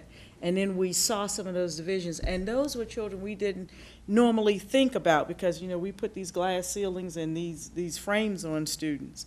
We hadn't thought about these students as being kids who were experiencing trauma in families. And so how do we wrap around for families, for them to feel that somebody hears their screams even though they are silenced? And it's not about, oh, poor child. Understand me, because I can't stand any entity that wants, oh, these poor children. That's not what we're talking about. We're saying, how do we help children be healthy so that they can gain the full access to the academic programming, so the success for the Josephs, and the idea that if we meet them with some things that they can't handle, equip them and their family and connect them to things. We aren't the sole providers. We aren't trying to be the providers. We're trying to be the connectors. So you build a bridge between what a child is dealing with in their lives, and not all of it is about trauma, but what a child is facing and what's the potential for success. Those are the bridges that we're building with wraparound services. So. And just wanted to say too, compassion fatigue is the research-based model for helping those who care for children and stuff. It was through the mental health services that we worked in and stuff, and so that's where that comes from. And we also need, because we just got the memo about attendance and enrollment. If we have families and students who've been displaced from the hurricanes and flooding and those types of things, and that can be a traumatic event for some kids as well. And so we just have to, it's more about really kind of informing our practice. What do we do if we know these things to make sure that we can put systems in place for the family? So thank you, Dr. Birdsong and Ms. Smith. Yeah, thank you very much. It was a very good presentation. I hope the board feels good about, as we described it, the 101 course, crash course that we received, that we know it's a lot more. But many of the things that we've been talking about, Dr. Boone has brought to us, things that are in our accountability plan. At least I know I listened to the presentation. I could see a lot of connectivity between the things that this board has been working on and prioritizing for some time. So we appreciate that, and we can help spread the word about the role of the department and how to make those connections. It is 7 o'clock, so I don't know if anybody just had any particular burning item on this. If not, we can continue this conversation around wraparound services, which I know we'll do, but is any burning question or item that anybody wanted to put forward at this time related to the presentation we just received? Thank you very much. I think this is enlightening not only for the board, but obviously the community that's watching this. And thank you both for sharing your personal stories. That was very meaningful. And I know that those are personal to you. So thank you for doing that. All right. Thank you so much. Appreciate it. The problem's even worse than that. Dr. Robinson, you? I'm just going to say the problem's even worse than that, because what we know about epigenetics is that chronic inflammation will lead to changes in DNA, and it gets passed down multi-generationally. So a lot of these issues have been going on for generations, and that's one of the reasons why it's so hard to stop that cycle. But the good news is it can be reversed. Yes. Ms. Basine? Well, since we're making the connection between, also the connection as Ms. Smith did to school stuff. Last month we talked about in our special ed report, and I think I made the comment about the overrepresentation of black students with IEPs, and I made a comment about asking about, are we also looking what the algorithm is from the state and making that determination whether economically disadvantaged was something that they also looked at. And part of the reason for me asking that was because of the cognitive impact that poverty can have and other trauma can have on students. So being cautious about whether it's overrepresentation or under-identification and really knowing what we're talking about. So. Thank you so much. Reverend Haywood. Oh, I'm sorry. Yeah, I just wanted to say, I know that my colleague, Mrs. Wagner, has said on many occasions that the need for wraparound services of those students who present themselves behaviorally, tier 3 type students, that has to be connected to people personnel issues as well. And so, you know, it's good to see that we're beginning to have a focus in that area, because it's so needed for those kinds of students who have experienced these types of things, and it manifests itself in their behavior. So I'm appreciative of the work that you're doing. So last on the agenda is just other matters of the board. I did send out an email to the board about a slew of dates and activities that are coming up over the next month or so. I just wanted to give Ms. Doyle an opportunity just to give us a update, because I did not include a date for the legislative breakfast, so I wanted to give her an opportunity to speak to that. So we have decided the breakfast date will be October 11th at the Norfolk Technical Center. So Janelle will put that through. So yes, October 11th. And we wanted to do it sooner than later so that we were not bumping up to the election, and that if we weren't able to have everybody there, we would still have the opportunity post-election to still meet with elected officials prior to them going to Richmond in January. And then secondly, starting next week and then the meeting thereafter, we'll be discussing our draft legislative priorities. Our partner Advana Strategies and I met about a week and a half ago. They are formulating the draft. We'll be meeting with them on those drafts this week. Dr. Birdsong, myself, Dr. Boone, and Mr. Jordan will be meeting with them on Friday. So what you'll see next week is a draft legislative priorities document that we'll have a good discussion on, and then we'll eventually vote on those in advance of the October 11th. Is there a time? Probably 8. Yeah, I think it's usually. Sorry? It's 8 to 10. And we typically don't go to 10. I think we don't want to scare people to think we're going to stay till 10. So we'll probably do 8 to 9:15 so that people can motor on with their days.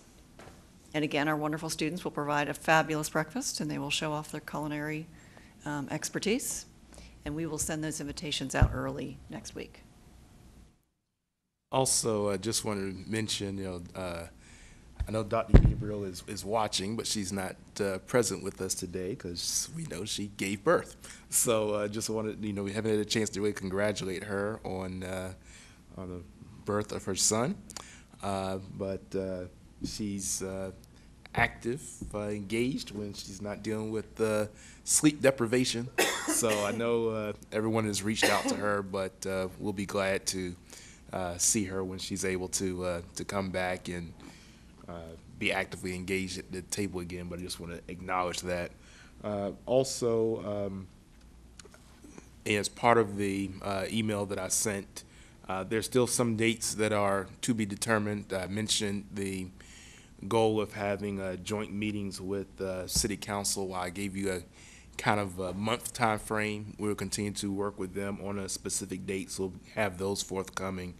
Likewise with finalizing ribbon cuttings for Ocean View and Larchmont elementary schools.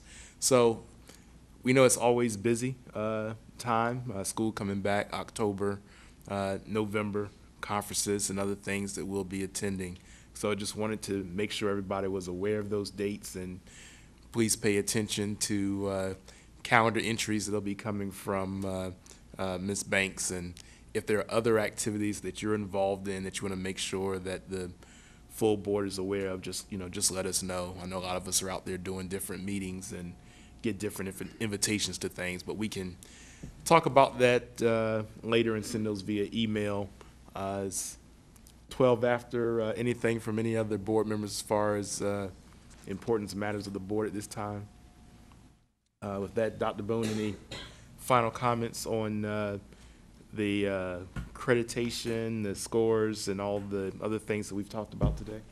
Well, again, I thank all who have focused on the work, and we see the results happening and going forward, and so we're energized. We're on the energy bus literally, but we're also energized by the results, and that's going to be the momentum to propels us forward to even better results. So, and we thank the board for the support in the redesign work and what's going on in the district, and you're embracing and holding us accountable both. So we appreciate that. So we do have a business meeting next Wednesday. We'll have our student rep there do the swearing in, but I know schedule always gets a little crazy in September because we take that first week off with the start of school, but we do meet next Wednesday, so we'll see everybody then. What time? 4 o'clock. Closed session at 4 o'clock. All right, if there's nothing else, we'll consider ourselves adjourned.